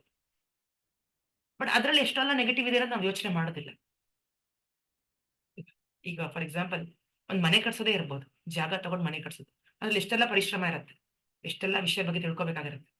ಕಟ್ಸಿರೋ ಮನೆ ತಗೊಂಡು ತುಂಬಾ ಸುಲಭ, ಬಟ್ ಅದ್ರಲ್ಲಿ ನಮ್ಗೇನು ಗೊತ್ತಿರಲ್ಲ, ಅಲ್ಲಿ ಏನ್ ಕಟ್ಟಿದಾನೆ, ಏನ್ ಹಾಕಿದಾನೆ, ನಾವ್ ಎಷ್ಟು ಲಾಸ್ ಹೋಗ್ತೀವಿ, ನಮ್ಗೆ ಎಷ್ಟು ಕಳ್ಕೊತೀವಿ ನಮ್ಗೆ ಗೊತ್ತಿರಲ್ಲ. ಅಲ್ಲಿ ಮೋಸ ಹೋಗೋ ಚಾನ್ಸಸ್ ಇರುತ್ತೆ, ಇಷ್ಟೆಲ್ಲ ದುಡ್ಡು ಕಳ್ಕೊತೀವಿ. ಬಟ್ ಇಲ್ಲಿ ಎಷ್ಟೆಲ್ಲ ನಾವು ಉಳಿತಾಯ ಮಾಡ್ಬೋದು. ಆದ್ರೆ ಪ್ರತಿಯೊಂದು ವಿಷಯದಲ್ಲೂ ಹಾಗಿದೆ. ಜವಾಬ್ದಾರಿ ತಗೋಂತಾರೆ ಕೃಷ್ಣ, ಜವಾಬ್ದಾರಿ ತಗೊಂಡು ನಡ್ಸ್ಕೊಂಡು ಹೋಗುತ್ತಾರೆ. ಜವಾಬ್ದಾರಿನ ಕರೆಕ್ಟಾಗಿ ನಿಭಾಯಿಸ್ಬೇಕು. ನಮ್ ಸಂತೃಪ್ತಿಗೋಸ್ಕರ ಅಲ್ಲ, ಕೃಷ್ಣನ್ ಸಂತೃಪ್ತಿಗೋಸ್ಕರ ಬಳಸ್ಬೇಕು ನಾವು ಬುದ್ಧಿಶಕ್ತಿನ. ಅದು ಕೃಷ್ಣ ಹೇಳ, ಖಾಲಿಯಾಗಿ ಕೂತ್ಕೊ ಅಂತ ಹೇಳಲ್ಲ ಕೃಷ್ಣ. ಅದೇ ಕರ್ಮಯೋಗ ಅಧ್ಯಾಯ ಹೇಳ್ತಾರೆ. ಶ್ರೇಷ್ಠನಾಗಿ ನಡ್ಕೊ, ಕರೆಕ್ಟಾಗಿ ನಡ್ಕೊಂಡು. ಈಗ ಒಂದು ಬಿಸ್ನೆಸ್ ಶುರು ಮಾಡ್ದಪ್ಪ ತಂದೆ, ಮಕ್ಳಿಗೂ ಅನುಕೂಲ ಆಗತ್ತಲ್ವ? ಹೌದಲ್ವಾ? ದೊಡ್ಡ ಎಂಪೈರ್, ಯಾವಾಗ MTR ಎಲ್ಲ ಎಷ್ಟು ದೊಡ್ಡ ಎಂಪೈರ್ ಆಗಿದೆ. MTR ಹಳೆ ಬ್ರ್ಯಾಂಡ್ ಆಗೋಯ್ತು. MTR ಅಲ್ಲಿ ಇವಾಗೆಲ್ಲ ಎಷ್ಟೆಲ್ಲ ಆಗಿದೆ ನಂಗೆ ಗೊತ್ತಿಲ್ಲ ಇವಾಗ ಸದ್ಯಕ್ಕೆ ಏನ್ ನಡೀತಿದೆ. ರೈಟ್, ಕೆಲವರೆಲ್ಲ ಜಸ್ಟ್ ಇಡ್ಲಿ ದೋಸೆ ಅಂಗಡಿನೇ ತೆಗಿತಾರೆ, ಬಟ್ ಅದು ಇವಾಗ ಎಷ್ಟು ದೊಡ್ಡ ಬ್ರ್ಯಾಂಡ್ ಮಾಡ್ತಾರೆ. ಅಫ್ಕೋರ್ಸ್ ಅವ್ರು ಜಸ್ಟ್ ಭೌತಿಕವಾಗಿ ನಡ್ಕೊಂಡು ಹೋಗ್ತಾರೆ. ಬಟ್ ನಾವ್ ಹೇಳೋದು ಕೃಷ್ಣ ಪ್ರಜ್ಞೆದಲ್ಲಿ ಮಾಡೋದು, ಸ್ವಂತವಾಗಿ ಮಾಡಿದ್ರೆ ತುಂಬಾ ಬೆನಿಫಿಟ್ ಇದೆ ಅಂತಾರೆ ಕೃಷ್ಣ. ಓಕೆ, ನೆಕ್ಸ್ಟ್ ಶ್ಲೋಕಕ್ಕೆ ಹೋಗೋಣ. ನ ಬುದ್ಧಿ ಭೇದಂ ಜನಯೇತ್ ಅಜ್ಞಾನಾಂ ಕರ್ಮ ಸಂಗಿನಾಂ ಜೋಷಯೇತ್ ಸರ್ವ ಕರ್ಮಾಣಿ ವಿದ್ವಾನ್ ಯುಕ್ತ ಸಮಾಚರನ್. 26ನೇ ಶ್ಲೋಕ ಹೇಳ್ತೀರಾ ಅನುವಾದ? ಓದ್ಲಾ ಕೊಡಿಸಿ? ಓದಿ ಮಾಡಿ. ಅನುವಾದ. ನಿಯತ ಕರ್ತವ್ಯಗಳ ಕರ್ಮಫಲಕ್ಕೆ ಅಂಟಿಕೊಂಡಿರುವವರ ಕೆಲಸವನ್ನು ನಿಲ್ಲಿಸಿಬಿಟ್ಟರೆ ಅವರ ಮನಸ್ಸು ಕಲಕುತ್ತದೆ. ಆದುದರಿಂದ ವಿದ್ವಾಂಸನು ಅವರ ಕೆಲಸವನ್ನು ನಿಲ್ಲಿಸಿಬಿಡಬಾರದು. ಭಕ್ತಿ ಭಾವದಿಂದ ಕೆಲಸ ಮಾಡಿ ಆತನು ಅಜ್ಞಾನಿಗಳನ್ನು, ಅಂದರೆ ಕೃಷ್ಣ ಪ್ರಜ್ಞೆಯ ಕ್ರಮಕ್ರಮವಾದ ಬೆಳವಣಿಗೆಗಾಗಿ ಎಲ್ಲ ಬಗೆಯ ಚಟುವಟಿಕೆಗಳಲ್ಲಿ ತೊಡಗಿಸಬೇಕು. ಹರೇ ಕೃಷ್ಣ. ಹರೇ ಕೃಷ್ಣ. ರೈಟ್. ಸೊ ಎಷ್ಟೊಂದ್ ಸರಿ ಏನಾಗತ್ತೆ, ಯಾರಿಗೆ ತಿಳುವಳಿಕೆ ಇರಲ್ವೋ ಕೃಷ್ಣ ಪ್ರಜ್ಞೆ ಮಾರ್ಗದ ಬಗ್ಗೆ, ಭಕ್ತಿ ಮಾರ್ಗದ ಬಗ್ಗೆ ಅಲ್ವಾ, ಇಷ್ಟೆಲ್ಲ ವಿಷಯಗಳನ್ನ ಚರ್ಚೆ ಮಾಡ್ತಾ ಇದ್ದೀವಿ. ಅಜ್ಞಾನಿಗಳಿಗೆ ಏನ್ ಗೊತ್ತು? ಜಸ್ಟ್ ಕೆಲ್ಸಕ್ಕೆ ಹೋಗು, ದುಡಿಮೆ ಮಾಡು, ಆ ಫಲ ತಗೋ, ಫಲನ ಅನುಭವಿಸು, ಇಷ್ಟೇ ಗೊತ್ತು. ಬಟ್ ಆ ಫಲದಲ್ಲಿ ಎಷ್ಟೆಲ್ಲ ಕರ್ಮ ಇರುತ್ತೆ, ಅದರಿಂದ ಅನುಭವಿಸ್ತೀವಿ ಅನ್ನೋದು ತಿಳುವಳಿಕೆ ಇರೋದಿಲ್ಲ. ಬಟ್ ಆದ್ರೆ ಅವ್ರಿಗೆ ನಾವು ಕೃಷ್ಣ ಪ್ರಜ್ಞೆ ಮಾರ್ಗ ತೋರಿಸ್ಬಿಟ್ಟು ಭಕ್ತಿ ಮಾರ್ಗ ತೋರಿಸಿದ್ರೆ ಅವ್ರು ಪೂರ್ತಿಯಾಗಿ ತಿಳ್ಕೊಳ್ದೇನೆ ಅರ್ಧ ಮಾರ್ಗ ತಿಳ್ಕೊಂಡು ಕೆಲಸ ಮಾಡೋದು ನಿಲ್ಸ್ಬಿಟ್ರೆ ಇನ್ನೂ ನಷ್ಟ ಅನುಭವಿಸ್ತಾರೆ. ಅದಕ್ಕೆ ಕೃಷ್ಣ ಏನ್ ಹೇಳ್ತಾನೆ, ನಿಯತ ಕರ್ತವ್ಯಗಳ ಕರ್ಮಫಲಕ್ಕೆ ಅಂಟಿಕೊಂಡಿರುವವರ ಕೆಲಸವನ್ನು ನಿಲ್ಲಿಸಿ ಬಿಟ್ಟರೆ ಅವರ ಮನಸ್ಸು ಕಲುಕುತ್ತದೆ. ಅವ್ರಿಗೆ ಏನ್ ಮಾಡೋದು ಅರ್ಥ ಆಗಲ್ಲ, ಇನ್ನು ಪಾಪ ಕಾರ್ಯಗಳು ಮಾಡಕ್ ಶುರು ಮಾಡ್ಬಿಡ್ತಾರೆ. ಅದ್ರ ಬದಲು ವಿದ್ವಾಂಸನು ಅವರ ಕೆಲಸವನ್ನು ನಿಲ್ಲಿಸಿ ಬಿಡಬಾರದು. ಭಕ್ತಿ ಭಾವದಿಂದ ಕೆಲಸ ಮಾಡಿ ಆತನ ಅಜ್ಞಾನಿಗಳನ್ನು ಎಲ್ಲಾ ಬಗೆಯ ಚಟುವಟಿಕೆಗಳು ತೊಡಸಬೇಕು. ಈಗ ಪ್ರಭುಪಾದ ಅಷ್ಟೇ, ಯಾವಾಗ ಈ ಸಂಸ್ಥೆ ಶುರು ಮಾಡಿದ್ರು ಇಸ್ಕಾನ್, ಎಲ್ರಿಗೂ ಏನು ಜ್ಞಾನ ಇಲ್ಲ. ಭಗವದ್ಗೀತೆ ಜ್ಞಾನ ಯಾರಿಗಿದೆ? ಅಲ್ಲಿ ಯಾರಿಗೂ ಗೊತ್ತಿಲ್ಲ ಏನ್ ಮಾಡೋದು, ಹೇಗೆ ಬುಕ್ಸ್ ಸೇಲ್ ಮಾಡ್ಬೇಕು, ಡಿಸ್ಟ್ರಿಬ್ಯೂಟ್ ಮಾಡೋದು ಯಾರಿಗೂ ಗೊತ್ತಿಲ್ಲ. ಯಾರು ಏನೋ ಸೇಲ್ಸ್ ಪರ್ಸನ್ ಅಲ್ಲ, ಯಾರಿಗೂ ಏನೋ ಜ್ಞಾನ ಇಲ್ಲ. ಯಾರು ಸೇಲ್ಸ್ ಅಲ್ಲಿ ಏನೋ ಮಾರಾಟದಲ್ಲಿ ಏನೋ ಇದು ಮಾಡಿಲ್ಲ, ದೊಡ್ಡ ದೊಡ್ಡ MBA ಏನ್ ಮಾಡಿಲ್ಲ. ಆದ್ರೆ ಅವ್ರಿಗೆಲ್ಲ ಅವರಲ್ಲಿರೋ ಒಂದೊಂದು ಸ್ಕಿಲ್, ಅವ್ರಲ್ಲಿ ಯಾವ ಟ್ಯಾಲೆಂಟ್ ಇದೆ ಅದ್ರ ಹುಡುಕಿ ಅವ್ರಿಗೆ ಆ ಕೆಲಸ ಕೊಡೋರು. ಕೆಲವರು ತುಂಬಾ ಚೆನ್ನಾಗಿ ಅಡ್ಗೆ ಮಾಡೋದಿರ್ಬೋದು, ಸೊ ಭಗವಂತನಿಗೆ ಭೋಗ ಮಾಡೋದಕ್ಕೆ ಕೊಡೋರು ಸರ್ವಿಸ್. ಡ್ರಾಯಿಂಗ್ ಮಾಡೋದು, ಪೇಂಟಿಂಗ್, ಕೆಲವರು ಆರ್ಟಿಸ್ಟ್ಗಳಿಗೆ ಒಳ್ಳೆ ಪೇಂಟಿಂಗ್. ಮೊನ್ನೆ ನಾವು TOEP ಹೋಗಿದ್ವಿ ಮಾಯಾಪುರಲ್ಲಿ. ಎಷ್ಟು ಬ್ಯೂಟಿಫುಲ್ ಆಗಿದೆ ಅಂದ್ರೆ, ಅಲ್ಲಿ ಎಷ್ಟು ಸುಂದರವಾಗಿದೆ ಅಂದ್ರೆ, ನರಸಿಂಹನ್ ಲೀಲೆ, ಪ್ರಹ್ಲಾದನ್ಗೆ ಎಷ್ಟೆಲ್ಲ ಟಾರ್ಚರ್ಗಳಾಗಿದೆಯಲ್ಲ, ಒಂದೊಂದೇ ಆನೆ ಆಗಿರ್ಬೋದು, ಹಾವುಗಳಾಗಿರ್ಬೋದು, ಮೇಲಿಂದ ಬೀಳ್ಸೋದಾಗಿರ್ಬೋದು, ಇದೆಲ್ಲ ಎಷ್ಟು ಚೆನ್ನಾಗಿ ಅವರು ಪೇಂಟ್ ಮಾಡಿದಾರೆ ಅಂದ್ರೆ ಯಾರೋ ಆರ್ಟಿಸ್ಟ್ ಗೊತ್ತಿಲ್ಲ. ಇಷ್ಟು ದೊಡ್ಡ ದೊಡ್ಡ ಕ್ಯಾನ್ವಾಸ್ ಇಟ್ಕೊಂಡು ಇಷ್ಟೆಲ್ಲ ಪೇಂಟ್ ಮಾಡಿದ್ದಾರೆ. ಒಂದೊಂದು ಪೇಂಟಿಂಗ್ಗೆ 6 ತಿಂಗಳು ತಗೊಂಡಿದ್ಯಂತೆ, ಅಷ್ಟು ಚೆನ್ನಾಗಿ ಮಾಡಿದ್ದಾರೆ. ಅದೆಲ್ಲ ಬರುತ್ತೆ ಈಗ TOEPದಲ್ಲಿ ಎಲ್ಲ ದೇವಸ್ಥಾನದಲ್ಲಿ. Temple of Vedic planetarium Mayapur ಅಲ್ಲಿ ಬರ್ತಾ ಇರೋದು.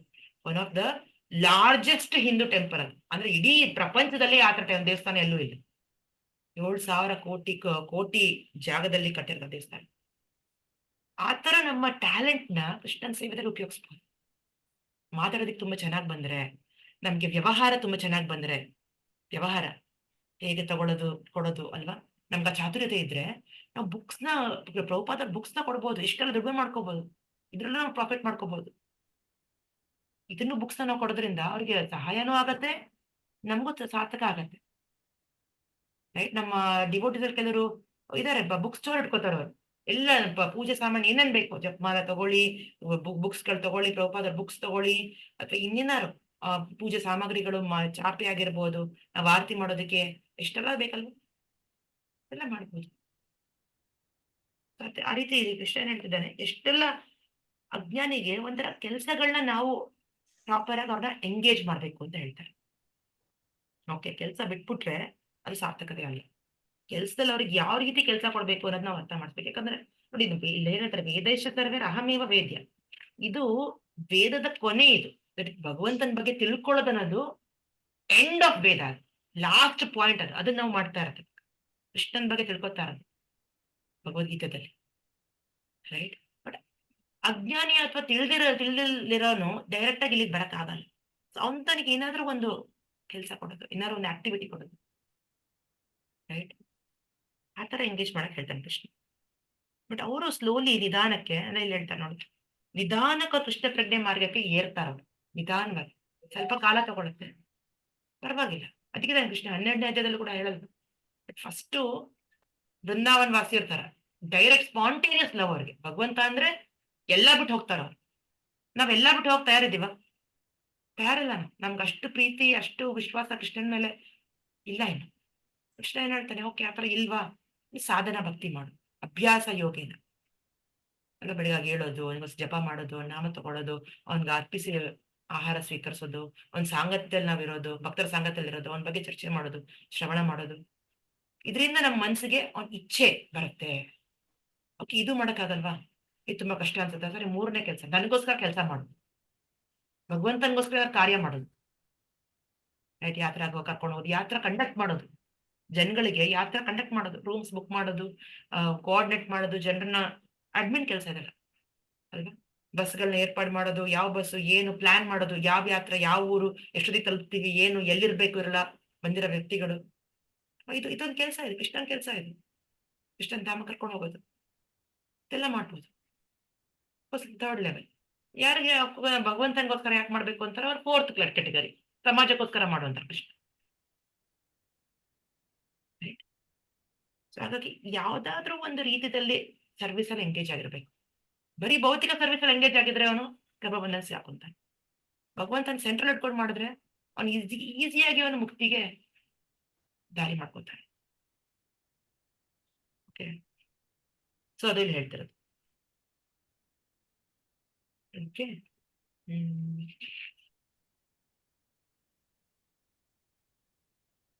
ನೋಡಿ, ಕೃಷ್ಣ ಪ್ರಜ್ಞೆ ಮಾರ್ಗದಲ್ಲಿರೋ ವ್ಯಕ್ತಿ ಯಾವುದೇ ರೀತಿ ವೇದದಲ್ಲಿ ಕೊಟ್ಟಿರೋ ಶಾಸ್ತ್ರ ನಿಯಮಗಳನ್ನ ಅನುಸರಿಸಂತ ಅವಶ್ಯಕತೆನೇ ಇಲ್ಲ. ಯಾಕಂದ್ರೆ ಅವನು ಟಾಪ್ ಮೋಸ್ಟ್ ಪೊಸಿಷನ್ಗೆ ಬಂದಂಗ, ಅವನು ಭಗವಂತನ ಡೈರೆಕ್ಟ್ ಸೇವೆ ಮಾಡ್ತಿದ್ದಾನೆ, ಭಗವಂತನ ಭಕ್ತಿ ಸೇವೆ ಮಾಡ್ತಿದ್ದಾನೆ ಅಂದ್ರೆ ಅವ್ನಿಗೆಲ್ಲಾ ನಿಯಮಗಳನ್ನ ನಡ್ಸ್ಕೊಂಡ್ ಬಂದಿದ್ದಾನೆ ಅಂತ ಅರ್ಥ.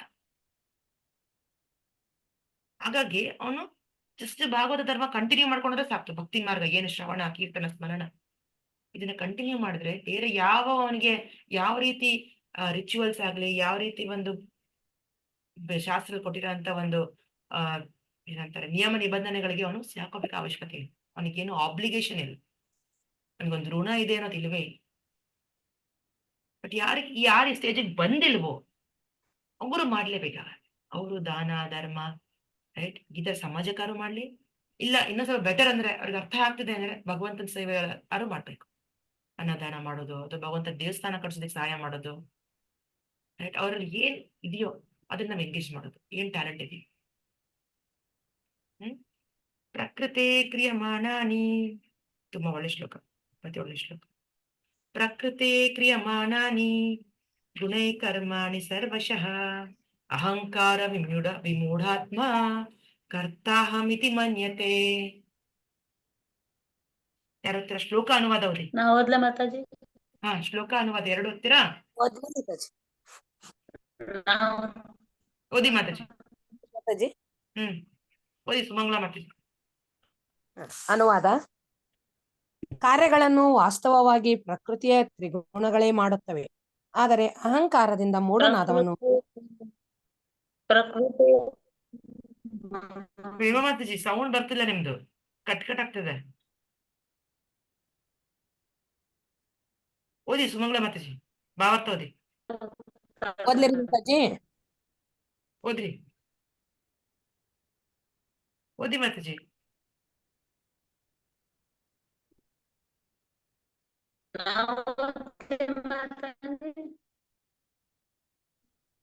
ಕೇಳಿಸ್ತಿಲ್ಲ ಪ್ರೇಮ ಮಾತಾಜಿ. ಕಾರ್ಯಗಳನ್ನು ವಾಸ್ತವವಾಗಿ ಪ್ರಕೃತಿಯ ಗುಣಗಳ ತ್ರಿಗುಣಗಳೇ ಮಾಡುತ್ತವೆ. ಓಕೆ, ಧನ್ಯವಾದ ಮಾತಾಜಿ. ಹೇಳ ಮಾತಾಡಿ ನಾನು ಕೇಳಿಸ್ತಾ ಇಲ್ಲ. ವಾಯ್ಸ್ ಬ್ರೇಕ್ ಆಗ್ತಾ ಇದೆ. ಮೂಢನಾದವನು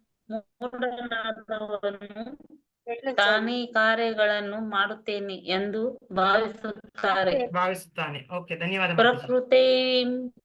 ಪ್ರಕೃತಿ ಕ್ರಿಯಾಮಾನ ಮಾತಾಜಿ, ನಿಮ್ದು ನೆಟ್ವರ್ಕ್ ಸರಿ ಇಲ್ಲ, ನಿಮ್ದು ಕೇಳಿಸ್ತಿಲ್ಲ ನಮ್ಗೆ. ಗುಣೈ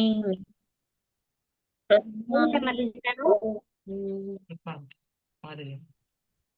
ಅಹಂಕಾರ ವಿಮೂಢಾತ್ಮ ಕರ್ತಾಹಮಿತಿ ಮನ್ಯತೆ. ಎಸ್, ಧನ್ಯವಾದ ಮಾತಾಜಿ. ನೋಡಿ ಏನಂತಾನೆ ಭಗವಂತ, ಕಾರ್ಯಗಳನ್ನು ವಾಸ್ತವವಾಗಿ ಪ್ರಕೃತಿಯ ತ್ರಿಗುಣಗಳೇ ಮಾಡುತ್ತದೆ. ಸೊ ಭಗವಂತ ಏನಂತಾನೆ, ಪ್ರಕೃತಿಯ ತ್ರಿಗುಣಗಳ ಪ್ರಭಾವದಿಂದ ನಾವೆಲ್ಲ ಕಾರ್ಯ ಮಾಡ್ತಾ ಇರೋದು.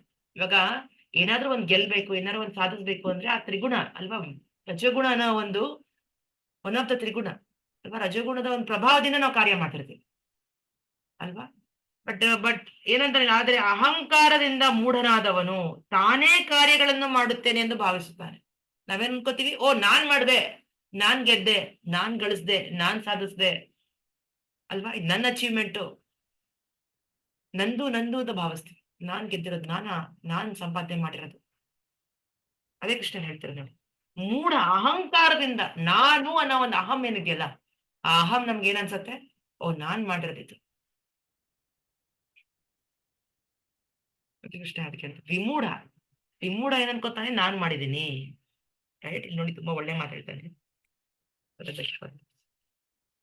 ಕೃಷ್ಣ ಪ್ರಜ್ಞೆ ಇರುವ ಒಬ್ಬನು ಮತ್ತು ಐಹಿಕ ಪ್ರಜ್ಞೆಯಲ್ಲಿರುವ ಮತ್ತೊಬ್ಬನು ಒಂದೇ ಮಟ್ಟದಲ್ಲಿ ಕೆಲಸ ಮಾಡುತ್ತಿರುವಾಗ ಇಬ್ಬರು ಒಂದೇ ನೆಲೆಯಲ್ಲಿ ಇರುವಂತೆ ತೋರಬಹುದು. ಇಬ್ರು ಒಂದೇ ರೀತಿ ಕೆಲಸ ಮಾಡಿದ್ಯಾರ ಅಂತ ಅನ್ಸ್ಬೋದು ನಮ್ಗೆ. ಕೃಷ್ಣ ಪ್ರಜ್ಞೆದಲ್ಲಿ ಇರೋರು ಕೃಷ್ಣ ಪ್ರಜ್ಞೆದಲ್ಲಿ ಇಲ್ದೇ ಇರೋನು, ಇಬ್ರು ಆಫೀಸ್ ಹೋಗ್ತಿದ್ದಾರೆ, ಇಬ್ರು ಊಟ ಮಾಡ್ತಾ ಇದಾರೆ, ಇಬ್ರು ಮದುವೆ ಮಾಡ್ಕೋತಾ ಇದಾರೆ, ಇಬ್ರು ಮಕ್ಕಳು ಮಾಡ್ಕೋತಾ ಇದಾರೆ. ಓ ಇಬ್ರು ಎಲ್ಲ ಒಂದೇ ಮಾಡ್ತೀವಿ ಅಂದ್ರೆ ಮತ್ತೇನು ವ್ಯತ್ಯಾಸ ಇಲ್ವಾ? ಇಲ್ಲ, ಇದೆ, ತುಂಬಾ ವ್ಯತ್ಯಾಸ ಇದೆ. ಏನಂತಾನೆ, ತುಂಬಾ ಅಜಗಜಾಂತರ ವ್ಯತ್ಯಾಸ. ಆದ್ರೆ ಅವರಿಬ್ಬರ ಸ್ಥಾನದಲ್ಲಿ ತೀವ್ರ ವ್ಯತ್ಯಾಸವಿದೆ. ಐಹಿಕ ಪ್ರಜ್ಞೆಯಲ್ಲಿರುವ ಮನುಷ್ಯನು ಅಹಂಕಾರದ ದಸೆಯಿಂದ ತಾನೇ ಎಲ್ಲವನ್ನೂ ಮಾಡುವವನು ಎಂದು ದೃಢವಾಗಿ ನಂಬಿರುತ್ತಾನೆ. ಅವನ ನಂಬಿಕೆ, ನಾನೇ ಮಾಡಿದ್ದೀನಿ ಇದೆಲ್ಲ, ನಾನು ರೂಪಾಯಿ ಹಾಕಿ ಸೇರಿಸಿ ಈ ಮನೇನ ಕಟ್ಸಿರೋದು, ನಂದೇ ಇದೆಲ್ಲ, ನನ್ ಶ್ರಮ, ನಾನು ಇಷ್ಟು ಕಷ್ಟ ಪಡದೆ ಹೋಗಿದ್ರೆ ಇದೆಲ್ಲ ಆಗ್ತಿರ್ಲಿಲ್ಲ, ನಾನ್ ನಿಮ್ಗೆ ಓದಿಸದೆ ಹೋದ್ರೆ ನೀವೆಲ್ಲ ಬುದ್ಧಿವಂತರಾಗ್ತಿರ್ಲಿಲ್ಲ ಅಂತಾರೆ. ಅದು ನಂಬ್ತಾನವನು, ಅವ್ನು ಪೂರ್ತಿಯಾಗಿ ನಂಬ್ತಾನ ಅದನ್ನು. ಬಟ್ ಇವನು ದೇಹದ ಯಂತ್ರವನ್ನು ಐಹಿಕ ಪ್ರಕೃತಿಯಿಂದ, ಅದೇ ಈಗ ಭಗವಂತ ಈ ಒಂದು ದೇಹ ಅನ್ನೋದು ಏನಿಗೆ ಕೊಟ್ಟಿರೋದು, ಈ ದೇಹ ಅನ್ನೋದು ಪ್ರಕೃತಿ ನಮ್ಗೆ ಕೊಟ್ಟಿರೋದು ಅಲ್ವಾ. ಈ ದೇಹ ಪೂರ್ತಿಯ ಯಾರ್ ಕಂಟ್ರೋಲ್ ಇರೋದು, ನಮ್ ಕಂಟ್ರೋಲ್ ಇಲ್ಲ ಆಕ್ಚುಲಿ ದೇಹ. ಅದು ನಾವು ನಮ್ ಏಜ್, ನಮ್ ವಯಸ್ಸನ್ನ ನಿಲ್ಸಕ್ಕಾಗತ್ತ ಇಲ್ಲ, ಪ್ರತಿದಿನ ನಾವೆಲ್ಲ ವಯಸ್ಸಾಗ್ತಾ ಇದ್ದೀವಿ. ನಮ್ ನಿಗದಲ್ಲಿ ಇದೆಯಾ ಇದು, ನಮ್ ಕಂಟ್ರೋಲ್ ಅಲ್ಲಿ ಇದೆಯಾ ಇದು? ಇಲ್ಲ. ಯಾರ್ದಾರು ಕಂಟ್ರೋಲ್ ಅಲ್ಲಿ ಇದೆಯಾ? ಇಲ್ಲ. ನಮ್ ಕಾಯಿಲೆ ಬರಬಾರ್ದು ಅಂತ ಕೇಳ್ಕೊತೀವಿ, ಆದ್ರೂ ಬಂದೇ ಬರುತ್ತೆ. ವಯಸ್ಸಾಗ್ಬಾರ್ದು ಕೇಳ್ಕೊತೀವಿ, ಆದ್ರೂ ಆಗತ್ತೆ ಅಲ್ವಾ. ಈ ದೇಹದಲ್ಲಿ ಏನು ಮಾರ್ಪಾಡಾಗ್ಬಾರ್ದು ಅನ್ಕೋತೀವಿ, ಆದ್ರೂ ಆಗತ್ತೆ. ಯಾವುದು ನಮ್ ಕಂಟ್ರೋಲ್ ಇಲ್ಲ.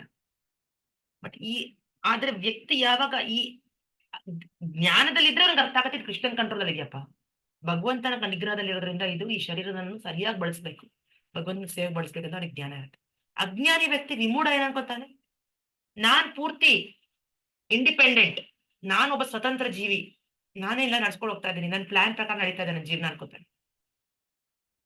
ಹೌದಲ್ವಾ? ಹಾಗೆ ಅನ್ಕೋತಾನ ಅಲ್ವಾ. ಅವನ ಒಂದು ಅಹಂಕಾರನ ಏನ್ ಅನ್ಕೋತಾನೆ, ಎಲ್ಲ ಕ್ರೆಡಿಟ್ ಅವನ್ ತಗೊಂತಾನೆ. ನೋಡಿ ಹೇಳ್ತಾರೆ, ಪ್ರಾಪಂಚಿಕರಿಗೆ ಕಟ್ಟಕಡೆಯದಾಗಿ ತಾನು ಕೃಷ್ಣನ ನಿಯಂತ್ರಣದಲ್ಲಿದ್ದೇನೆ ಎನ್ನುವುದು ತಿಳಿಯದು. ಅಹಂಕಾರಿಯಾದವನು ತಾನೇ ಸ್ವತಂತ್ರವಾಗಿ ಎಲ್ಲವನ್ನೂ ಮಾಡಿದ್ದೀನಿ ಎಂದು ಹೇಳಿಕೊಳ್ಳುತ್ತಾನೆ. ಇದೇ ಅವನ ಅಜ್ಞಾನದ ಲಕ್ಷಣ. ಕ್ಲಿಯರ್ ಆಗಿದೆ.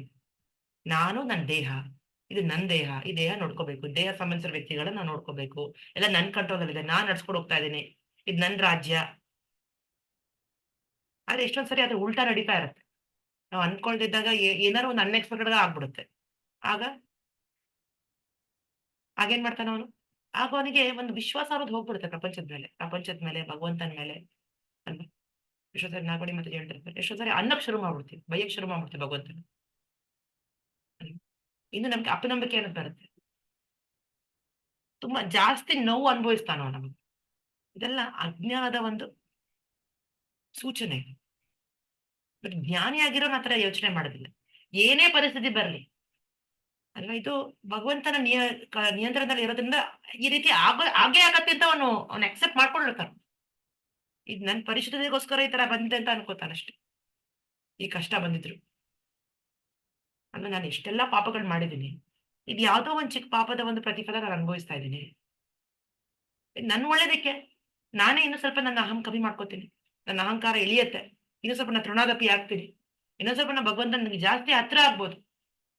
ಅದೇ ಹೇಳ್ತಾರೆ, ಶಾಸ್ತ್ರಗಳು ಹೇಳ್ತಾರೆ, ಭಾಗವತರು ಹೇಳ್ತಾರೆ, ನಮ್ಗೆ ಕಷ್ಟ ಬಂದಾಗ ಏನಾದ್ರೂ ಒಂದು ದೈಹಿಕವಾಗೋ ಅಥವಾ ದುಡ್ಡಿನ ವಿಷಯದಲ್ಲೋ ಏನಾದ್ರು ಒಂದು ಲಾಸ್ ಆಯ್ತೋ ಆಗ ಜಾಸ್ತಿ ಕೃಷ್ಣ ಪ್ರಜ್ಞೆ ಮಾಡ್ಬೇಕಂತ ನಾವು ಕಮ್ಮಿ ಮಾಡ್ಬಿಡ್ತೀವಿ ಅಲ್ವಾ. ನನ್ ಕೈಲಿ ಆಗಲ್ಲಪ್ಪ ಇದನ್ನ ನಡ್ಸ್ಕೊಂಡು ಹೋಗಿದ್ರೆ ನಾವು ಜಪ ನಿಲ್ಸ್ಬಿಡ್ತೀವಿ, ಅಥವಾ ಭಕ್ತರ ಸಂಘದಲ್ಲಿ ಬರೋದನ್ನ ನಾವು ಕಮ್ಮಿ ಮಾಡ್ಬಿಡ್ತೀವಿ. ಅದರಿಂದ ನಮ್ಗೆ ಸಹಾಯ ಆಗಲ್ಲ. ಆಕ್ಚುಲಿ ನಮ್ಗೆ ಸಹಾಯ ಆಗ್ಬೇಕು ಅಂದ್ರೆ ಹೆಚ್ಚು ಕೃಷ್ಣ ಪ್ರಜ್ಞೆ ಮಾಡಿದ್ರೆ ನಮ್ಮ ಮನ್ಸಿಗೆ ಒಂದು ಹಿತ ಆಗತ್ತೆ, ನಮ್ಮ ಮನ್ಸಿಗೆ ಒಂಥರ ತಣ್ಣಗಾದಂಗ ಆಗತ್ತೆ. ಯಾವಾಗ ಕೃಷ್ಣನ ಬಗ್ಗೆ ಕೇಳಿಸ್ಕೊತೀವೋ, ಯಾವಾಗ ಇದೆಲ್ಲ ನೋಡಿ ಇಷ್ಟೆಲ್ಲ ವಿವರಣೆಗಳು ಕೊಡ್ತೀವಿ ಕೃಷ್ಣ, ಅವಾಗ ನಮ್ಗೆ ಇನ್ನೂ ಜಾಸ್ತಿ ಧೈರ್ಯ ಬರುತ್ತೆ ಈ ಪ್ರಪಂಚದ ಎದುರ್ಸಕ್ಕೆ, ಮನೋಬಲ ಕೊಡ್ತಾರೆ ಕೃಷ್ಣ. ನಾವು ಸ್ವಂತ ಮನೇಲಿ ಕೂತ್ಕೊಂಡ್ರೆ, ರೂಮಲ್ಲಿ ಕೂತ್ಕೊಂಡ್ರೆ, ಮನೇಲಿ ಟಿವಿ ಹಾಕೊಂಡು ನೋಡಿದ್ರೆ ಏನ್ ಬರುತ್ತೆ ನಮ್ಗೆ? ಟಿವಿದವ್ರು ಇನ್ನೂ ನಮ್ಗೆ ಭಯಪಡಿಸ್ತಾರೆ, ಇನ್ನೂ ನನ್ನ ಭೌತಿಕ, ಇನ್ನೂ ನಾನು ಈ ದೇಹ ಅಂತ ಅವ್ನು ಗುರುತಿಸ್ತಾನು ಅಲ್ವಾ. ಅದರಿಂದ ನಮ್ಗೆ ಇನ್ನೊಂದು ನಷ್ಟನೇ ಆಗತ್ತೆ, ಜಾಸ್ತಿ ನಾವು ಅನುಭವಿಸ್ತೀವಿ, ಜಾಸ್ತಿ ನಾವು ತಿಂತೀವಿ. ನಾವು ಎಲ್ಲಿವರೆಗೂ ನಾವು ಈ ದೇಹಾತ್ಮ ಬುದ್ಧಿ ಭಾವದಲ್ಲಿ ಇರ್ತೀವೋ, ಅಂದ್ರೆ ನಾನು ಈ ದೇಹ ಅನ್ನೋನು, ಅಲ್ಲಿವರೆಗೂ ತುಂಬಾ ಸಫರ್ ಆಗ್ತಾನೆ. ನಾವ್ ಒಂದ್ಸರಿ ಕೃಷ್ಣ ಪ್ರಜ್ಞೆ ಲೆವೆಲ್ಗೆ ಬಂದ್ರೆ, ಅಂದ್ರೆ ನಾನು ಈ ದೇಹ ಅಲ್ಲ, ಅಥವಾ ಈ ದೇಹ ನನ್ಗೆ ಕೊಟ್ಟ ಕೃಷ್ಣ, ಅವನು ಈ ನಿಯಂತ್ರಕ ಅಲ್ವಾ, ಅವನ ಕೈಯಲ್ಲಿ ಇರೋದಿಲ್ಲಪ್ಪ ಇದು, ನಾನು ಅವ್ನ ಸೇವೆ ಮಾಡ್ಬೇಕು, ಯಾವ ರೀತಿಯಾದ ನಾನು ಸೇವೆ ಮಾಡ್ತಾ ಇರ್ಬೇಕು ಅಲ್ವಾ. ಇದರ ಕರ್ಮಫಲ ಆದ್ರೂ ಕೃಷ್ಣನಿಗೆ ಕೊಡೋದು ಅಲ್ವಾ, ಅಡಿಗೆ ಮಾಡ್ಬಿಟ್ಟಾರು ಅವನಿಗೆ ಅರ್ಪಿಸೋದು ಅಲ್ವಾ. ನಮ್ಮ ಇಡೀ 24 ಗಂಟೆದಲ್ಲಿ 2 ಗಂಟೆಗೆ 3 ಗಂಟೆಗೆ ಭಗವಂತನಿಗೋಸ್ಕರ ಡೆಡಿಕೇಟ್ ಮಾಡ್ಬಿಡೋದು. ಡೆಡಿಕೇಟ್ ಮಾಡಿ ಅಂತ ಹೇಳ್ತಾರೆ. 2-3 ಅವರ್ ಕೊಡೋದು ಕಷ್ಟನೇ ಕೃಷ್ಣನಿಗೋಸ್ಕರ. 9 ರಿಂದ 7 ಗಂಟೆ ಕೆಲಸ ಮಾಡೋರಿಗೆ, 7 ಗಂಟೆಯಿಂದ 10 ಗಂಟೆ ಕೆಲಸ ಮಾಡೋರು ತುಂಬಾ ಕಷ್ಟ. ಬೆಳಗಿಂದ ರಾತ್ರಿಗೆ ದುಡಿಮೆ ಮಾಡೋರಿಗೆ, ಇವತ್ತಿನ ಕಾಲದ ಜಾಬ್ಸ್ ಯಾವಾಗ್ಲೂ ಕೆಲಸದಲ್ಲೇ ಇರ್ಬೇಕಾದ್ರೆ, ಯಾವಾಗ್ಲೂ ಲ್ಯಾಪ್ಟಾಪ್ ಮುಂದೆ ಕೂತಿರ್ಲೇಬೇಕು, ಆ ತರ ಜಾಬ್ ಬಗ್ಗೆ ಹೇಳ್ತಾನೆ ಕೃಷ್ಣ. ನಮಗೋಸ್ಕರ ಸ್ವಂತ ಸ್ವಲ್ಪ ಟೈಮ್ ಇರೋ ಅಂತವ್ರಿಗೆ ಹೇಳ್ತಾರೆ ಕೃಷ್ಣ, ಅಂತವ್ರು ಕೃಷ್ಣ ಪ್ರಜ್ಞೆ ಮಾಡ್ಬೋದು. ಆ ರೀತಿ ನಡ್ಕೊಂಡ್ರೆ ಒಂದ್ ಜೀವನದಲ್ಲಿ ಅರ್ಥ ಇದೆ. ಇಲ್ಲಾಂದ್ರೆ ಜೀವನ ಮುಗಿದೋಗ್ಬಿಟ್ರೆ ಏನ್ ಮಾಡಕ್ಕಾಗತ್ತ? ಮತ್ತೆ ಇನ್ನೊಂದ್ ಜನ್ಮ ತಗೊಂಡು ಮತ್ತೆ ಅಲ್ಲಿ ಇನ್ನೊಂದ್ ಸ್ವಲ್ಪ ದುಡಿಮೆ, ಅಲ್ಲ ಏನ್ ತಗೊಂತಾರೆ, ಮತ್ತೆ ಸಿಗಾಕು ಇದೇ ಚಕ್ರದಲ್ಲಿ. ಆ ರೀತಿ ಸಿಗಾಕೋಬೇಡ ಅಂತಾರೆ ಕೃಷ್ಣ. ಆ ರೀತಿ ಒಂದು ಕರ್ಮ ಚಕ್ರದಲ್ಲಿ ಸಿಗಾಕೋಬೇಡ ಅಂತಾರೆ, ಹೊರಗ್ ಬರಕ್ ಪ್ರಯತ್ನ ಮಾಡೋಂತ. ಅದಕ್ಕೆ ಇಷ್ಟೆಲ್ಲ ನನಗೆ ಡೀಟೇಲ್ಸ್ ಕೊಡ್ತಾರೆ.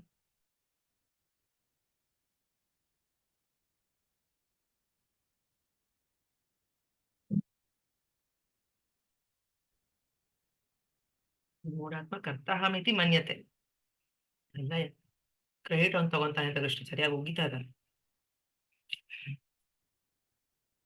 ಸರಿ ನೆಕ್ಸ್ಟ್ ಹೋಗೋಣ. ನೋಡಿ, ಇದರಿಂದ ಅಜ್ಞಾನಿಯಿಂದ ಏನಾಗತ್ತೆ, ಅವನು ಪೂರ್ತಿಯಾಗಿ ಭಗವಂತ ಜೊತೆ ಇರೋ ಸಂಬಂಧನೂ ಮರ್ತೋಗ್ತಾನೆ. ಅಜ್ಞಾನಿಯು ದೇವೋತ್ತಮ ಪರಮ ಪುರುಷನಿಗೆ ಋಷಿಕೇಶ ಅಥವಾ ಐಹಿಕ ಶರೀರದ ಇಂದ್ರಿಯಗಳ ಪ್ರಭು ಎಂದು ಹೆಸರು ಎನ್ನುವುದನ್ನು ಮರೆತು ಬಿಡುತ್ತಾನೆ. ನನ್ನ ಪ್ರಭು ಇದಾನೆ ಅನ್ನೋದನ್ನ ಅವನು ಮರ್ತೇ ಬಿಡ್ತಾನೆ. ಅವನ್ ಕಂಪ್ಲೀಟ್ಲಿ ದೇಹ ಅನ್ಕೊಂಡು ಪಾಪ ಜಾಸ್ತಿ ನೋವು ಅನುಭವಿಸ್ತಾನೆ. ಕೃಷ್ಣನ್ ಸರೆಂಡರ್ ಆದ್ರೆ ನಾವೇ ನಮ್ಮ ಕಷ್ಟಗಳಿಗೆ ನಾವೇ ಕೊನೆ ತಂದ್ಕೊಂಡಂಗೆ ಆಕ್ಚುಲಿ. ಆದ್ರೆ ಅದಕ್ಕೆ ನಮ್ಮ ಮನಸ್ಸು ಬುದ್ಧಿ ಒಪ್ಪೋದಿಕ್ಕೆ ನಾವು ಆ ಟ್ರೈನಿಂಗ್ ಕೊಡ್ಬೇಕು ನಾವು. ಯಾಕಂದ್ರೆ ಇದು ಒಂದ್ ಜನ್ಮದಲ್ಲ, ಇದು ನಾವ್ ಎಷ್ಟು ಜನ್ಮಗಳು ಭೌತಿಕ ಕಾರ್ಯಗಳು ಮಾಡ್ಕೊಂಡ್ ಬಂದಿದೀವಲ್ವಾ, ಅದೆಲ್ಲರ ಒಂದು ವಾಸನ ನಮ್ಮಲ್ಲಿ ಇರುತ್ತೆ, ಆ ಇಂಪ್ರೆಷನ್ಸ್ ನಮ್ಮ ಮೈಂಡಲ್ಲಿ ಇರುತ್ತೆ, ನಮ್ಮ ಮನ್ಸಲ್ಲಿ ಇರುತ್ತೆ.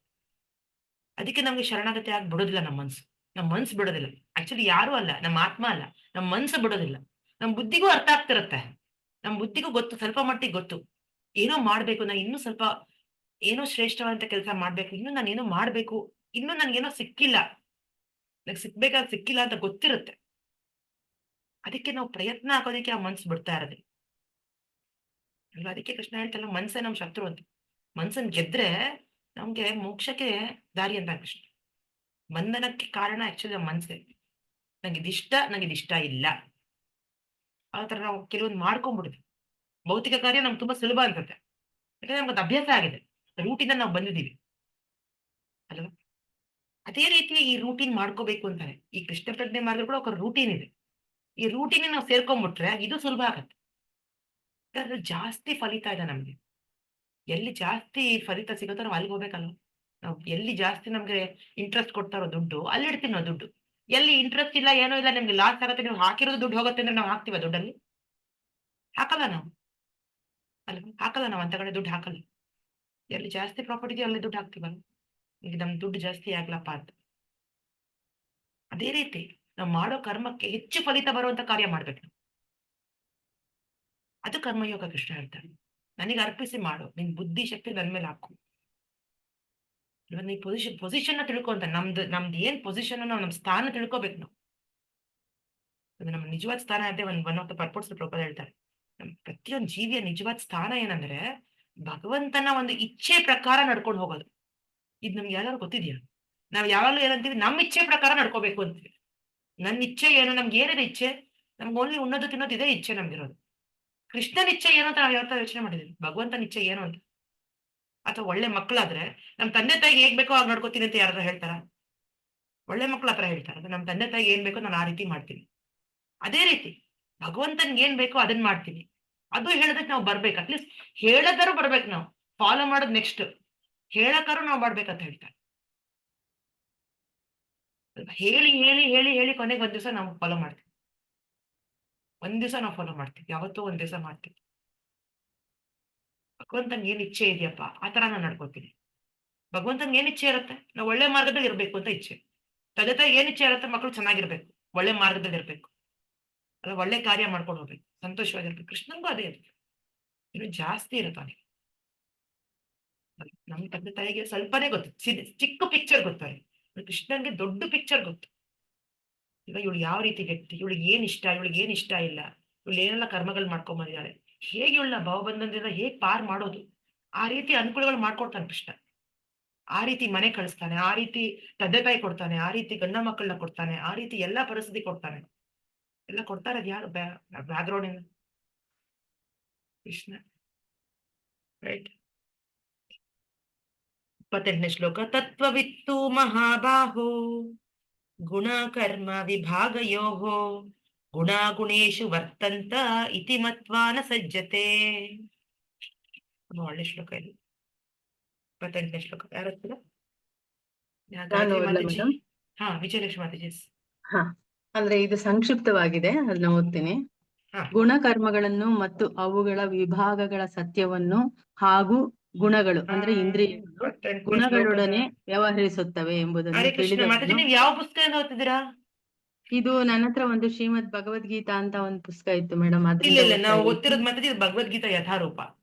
ಯಥಾರೂಪನಾ? ಅದು ಯಥಾರೂಪ. ಇದೆ, ಅದು ನಾನು ತಗೊಂಡು ನೆಕ್ಸ್ಟ್ ತಗೊಳ್ಳಿ ಅದನ್ನ ನೀವು. ಟೈಮಿಂದ ಅದನ್ನೇ ಓದ್ತೀನಿ. ಇದೆ ಅದು. ಓದ್ಲಿ ಮಾತಾಜಿ, ಹಾ, ಸರಿ. ಇದೆ ನೋಡಿ. ಇನ್ಯಾರು ಓದ್ತೀರಾ? Thank you Mataji Vijayalakshmi. ಓದ್ಲಿ ಮಾತಾಜಿ. ಓಕೆ. ಒಂದ್ ನಿಮಿಷ ಸುಮಂಗಲ ಮಾತಾಜಿ, ಇನ್ಯಾರು ಚಾನ್ಸ್ ಕೊಡ. ಚೈತ್ರ ಮಾತಾಜಿ ಓದ್ತೀರಾ? ಹರೇ ಕೃಷ್ಣ. ಓದ್ಲಾ ಮಾತಾಜಿ? ಅರುಣ ಮಾತಾಜಿ, ಇರಿ ಮಾತಾಜಿ, ಇರಿ ಒಂದ್ ನಿಮಿಷ. ಚೈತ್ರ ಮಾತಾಜಿ, ದಿವ್ಯಾ ಮಾತಾಜಿ, ಯಾರು ಮಾತಾಡ್ತಾ ಇಲ್ವೋ ಅವ್ರಿಗೆ ಕೊಡೋಣ ಚಾನ್ಸ್. ಪ್ರಫುಲ್ಲ ಮಾತಾಜಿ, ಹರೇ ಕೃಷ್ಣ ಓದ್ತೀರಾ? ಮಾತಾಜಿ ಪುಸ್ತಕ ಇದೆಯಾ? ಪುಸ್ತಕ ಇಲ್ಲ ಮಾತಾಜಿ. ನಾನು ಓದ್ಲಾ ಮಾತಾಜಿ? ಒಂದ್ ನಿಮಿಷ. ಅರುಣ ಮಾತಾಜಿ. ಕಲ್ಪನಾ ಬೀವಿ ಮಾತಾಜಿ ಓದ್ತೀರಾ? ವಿವೋ 547 ಯಾರಿದು? ವಿವೋ 547, ವಿವೋ 547 ಯಾರಿದು? ವಿವೋ ಇಂದ ಜಾಯ್ನ್ ಆಗಿದ್ದಾರೆ. ಪ್ರಫುಲ್ಲ ಮಾತಾಜಿ ಹತ್ರ ಬುಕ್ ಇಲ್ಲ. ಎಲ್ಲರೂ ಬುಕ್ಸ್ ತಗೊಳ್ಳಿ. ಭಗವದ್ಗೀತಾ ಬುಕ್ ಎಷ್ಟು ಒಳ್ಳೆ ಬುಕ್ ಇದು, ಎಷ್ಟು ಜ್ಞಾನ ತುಂಬಿದೆ ಇದ್ರಲ್ಲಿ ಬುಕ್ ಅಲ್ಲಿ. ಒಂದು ಪುಸ್ತಕ, ಒಂದು ಭಗವದ್ಗೀತೆ ಇದ್ರೆ ವಾ ಇಷ್ಟು ಜ್ಞಾನ ಕೊಡ್ತಾನೆ ಕೃಷ್ಣ ನಮ್ಗೆ. ಈ ಪ್ರಪಂಚ ಹೇಗ್ ನಡ್ಸ್ಕೊಂಡು ಹೋಗ್ಬೇಕು ಅನ್ನೋದು ಮಾರ್ಗದರ್ಶನ ಕೊಡ್ತಾನೆ ಆಕ್ಚುಲಿ ಪುಸ್ತಕದಲ್ಲಿ. ಕಂಪಲ್ಸರಿ ಪುಸ್ತಕ ಇದು. ಭಗವದ್ಗೀತೆ ಕ್ಲಾಸ್ಗೆ ಭಗವದ್ಗೀತೆ ಪುಸ್ತಕ ಕಂಪಲ್ಸರಿ ಇದೆ. ಇನ್ನು ಎಷ್ಟೆಲ್ಲ ಅಧ್ಯಾಯಗಳನ್ನ ಮಾಡೋದಿದೆ ನಾವು.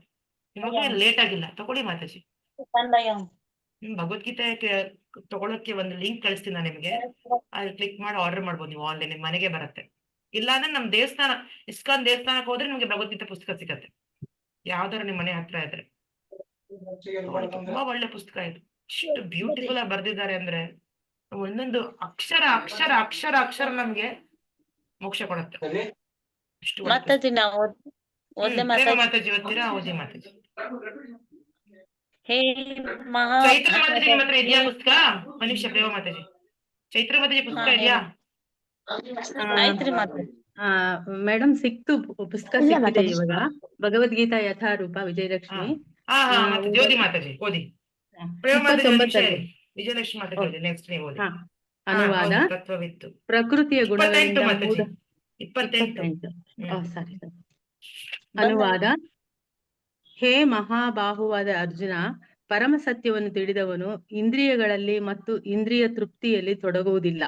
ಅವನಿಗೆ ಭಕ್ತಿ ಸೇವೆ ಮತ್ತು ಫಲದಾಸೆ ಇರುವ ಕರ್ಮ ಇವುಗಳಲ್ಲಿನ ವ್ಯತ್ಯಾಸವು ತಿಳಿದಿರುತ್ತದೆ.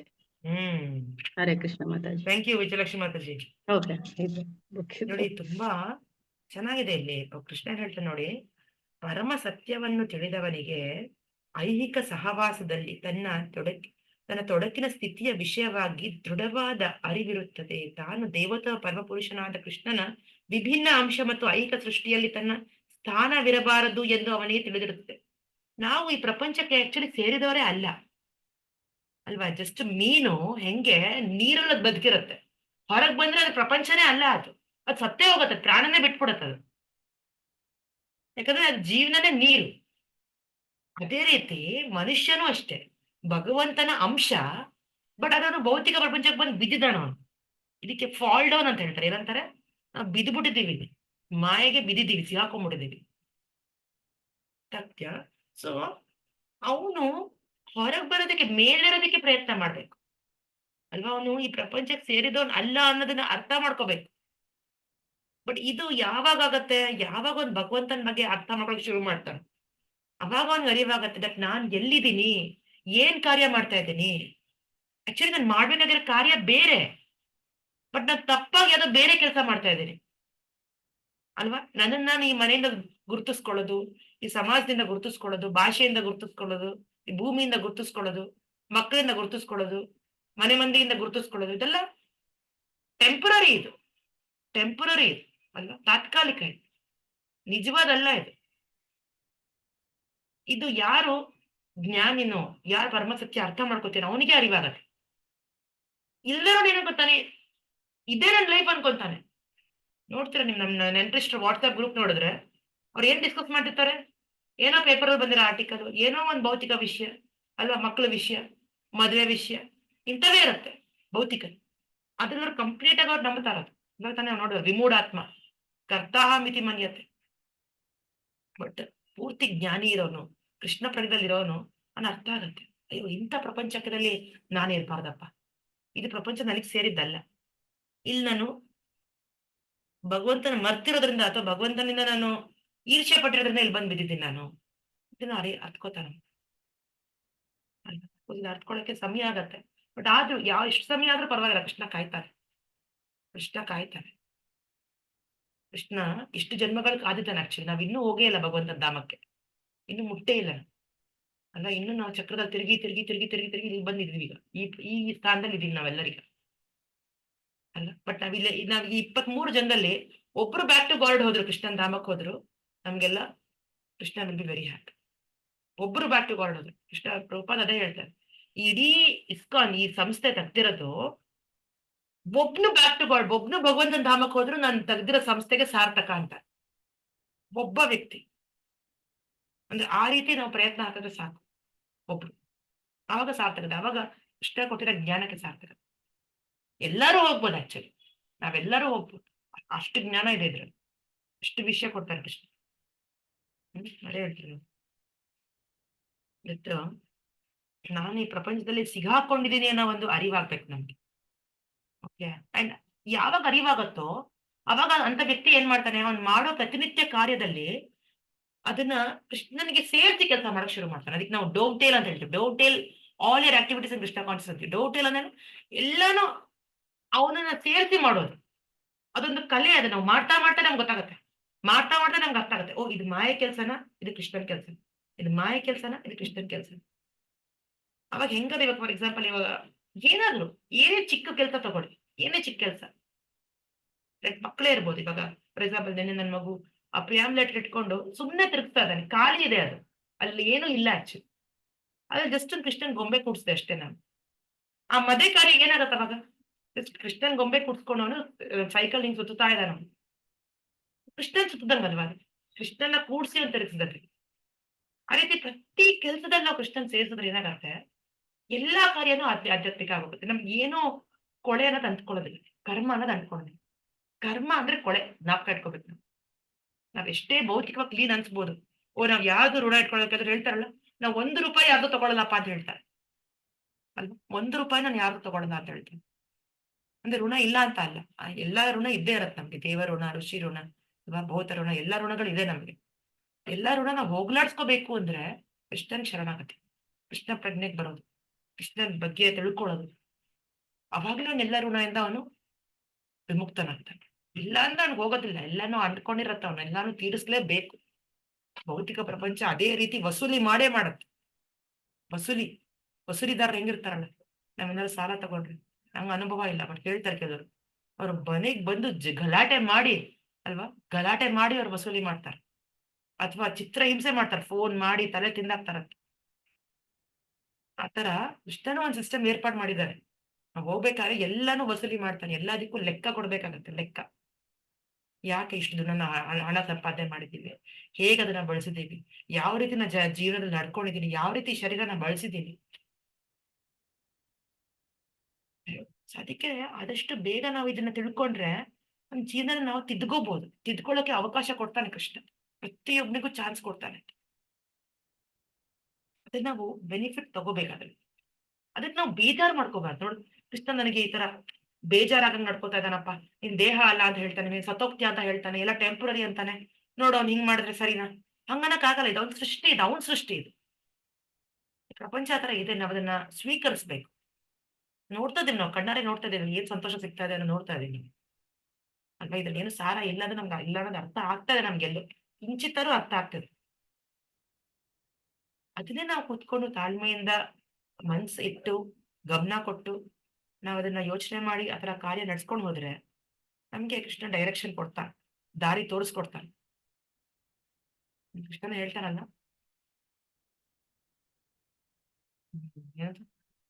ತೇಷಾಮಹಂ ಸಮುದ್ಧರ್ತ ಮೃತ್ಯು ಸಂಸಾರ ಸಾಗರ ಭವಾಮಿನ ಚಿರಾತ ಅಂತ ಮಯ್ಯಾವೇಶ ಚೇತಸ.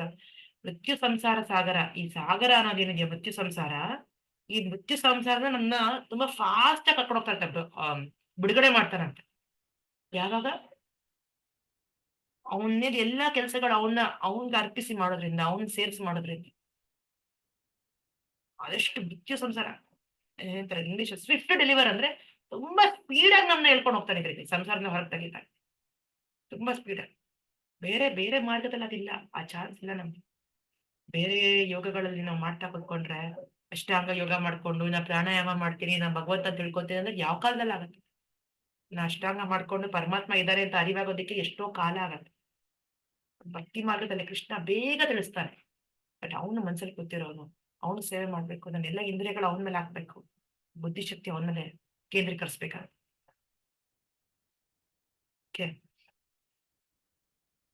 ಏನ್ ಹೇಳ್ತಾರೆ, ತುಂಬಾ ಚೆನ್ನಾಗಿದೆ ಮಾತು. ಇದೆಲ್ಲ ಈ ಪ್ರಪಂಚದಿರೋದೆಲ್ಲ ಸರ್ಕಮ್ಸ್ಟಾನ್ಷಿಯಲ್ ಅಂಡ್ ಟೆಂಪರರಿ, ಎಲ್ಲ ಅದನ್ನ ಹೇಳಿದ್ವಿ. ಸುಮ್ಮನೆ ಈ ಸಂದರ್ಭ ಇಲ್ಲಿ ಈ ತರ ಇದೆ ಅಷ್ಟೇ. ಯಾವಾಗ್ಲೂ ಸಂದರ್ಭ ಒಂದೇ ರೀತಿಯಲ್ಲಿ ಇರೋದು, ಬದಲಾಗ್ತಾನೆ ಇರುತ್ತೆ. ಅದನ್ನ ಪೂರ್ತಿ ತಿಳ್ಕೊಂಡು ಕೃಷ್ಣ ಪ್ರಜ್ಞೆದಲ್ಲಿ ಇರೋನ್ಗೆ ಅದು ಅರ್ಥ ಆಗತ್ತೆ. ಕೃಷ್ಣ ಪ್ರಜ್ಞೆದಲ್ಲಿ ಇಲ್ಲರ ಅದ್ರ ಒಳಗಡೆ ಇರ್ತಾನ, ಅದ್ರ ಒಳಗಡೆ ಮೋಹಿತನಾಗಿ ಅದ್ರ ಒಳಗೆ ಆಳವಾಗಿ ಹೋಗಿ ಅವನು ಅದನ್ನೇ ಚಿಂತೆ ಮಾಡ್ತಿರ್ತಾನಷ್ಟೆ. ಭೌತಿಕವಾಗಿರೋ ವ್ಯಕ್ತಿ ಮತ್ತು ಆಧ್ಯಾತ್ಮಿಕವಾಗಿರೋನು, ಕೃಷ್ಣ ಪ್ರಜ್ಞೆಯಲ್ಲಿ ಇರೋನು ಪೂರ್ತಿ ಹೋಶಲ್ಲಿ ಇರ್ತಾನ, ಎಚ್ಚರಿಕೆಯಿಂದ ಇರ್ತಾನ. ಅದಕ್ಕೆ ಕೃಷ್ಣ ಪ್ರಜ್ಞೆದಲ್ಲಿ ಇರ್ಬೇಕಂತ ಭಗವಂತ ಈಸಿಯಾಗಿ ಒಂದು ಪಾರ್ ಮಾಡ್ಬೋದು ಪ್ರಪಂಚ. ಇನ್ನೊಂದ್ 2 ಶ್ಲೋಕ 30 ಮಾಡ್ಬಿಟ್ಟು ನಿಲ್ಸೋಣ. ಪ್ರಕೃತಿರ್ಗುಣ ಸಮ್ಮೂಢಾಃ ಸಜ್ಜಂತೆ ಗುಣಕರ್ಮಸು ತಾನ್ ಅಕೃತ್ಸ್ನವಿದೋ ಮಂದಾನ್ ಕೃತ್ಸ್ನವಿನ್ನ ವಿಚಾಲಯೇತ್. ಅನುವಾದ ಆಗುತ್ತೀರಾ? ಹರೇ ಕೃಷ್ಣ. ಹರೇ ಕೃಷ್ಣ ಮಾತಾಜಿ, ನಾನು ಓದ್ತೀನಿ ಮಾತಾಜಿ. ಕಲ್ಪನಾ ಬಿ.ವಿ. ಮಾತಾಜಿ ಓದಿ. ಪ್ರಕೃತಿಯ ಗುಣಗಳಿಂದ ಮೂಢರಾದ ಅಜ್ಞಾನಿಗಳು ಸಂಪೂರ್ಣವಾಗಿ ಐಹಿಕ ಚಟುವಟಿಕೆಗಳಲ್ಲಿ ತನ್ಮಯರಾಗಿ ಆಸಕ್ತರಾಗುತ್ತಾರೆ. ಕೆಲಸ ಮಾಡುವವರ ಅಜ್ಞಾನದಿಂದ ಈ ಕರ್ತವ್ಯಗಳು ಕೆಳಮಟ್ಟದವಾದರೂ ವಿವೇಕಿಗಳು ಅವನ್ನು ವಿಚಲನಗೊಳಿಸಲು ಪ್ರಯತ್ನಿಸಬಾರದು.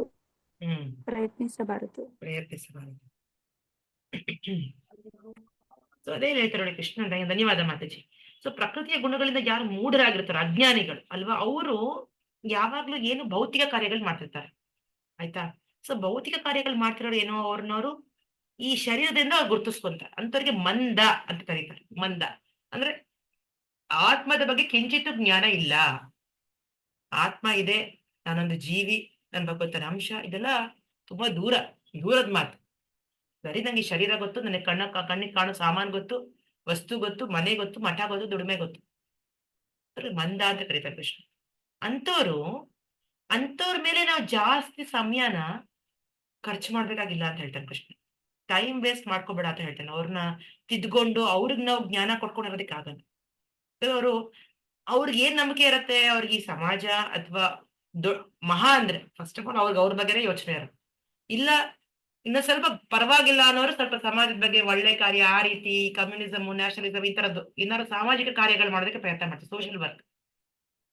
ಅದ್ರಲ್ಲೇ ಅವ್ರೇನ್ ಅನ್ಕೋತಾರೆ, ದೇವ್ರ ಕೆಲಸ ಅನ್ಕೊಂಡ್ಬಿಡ್ತಾರೆ.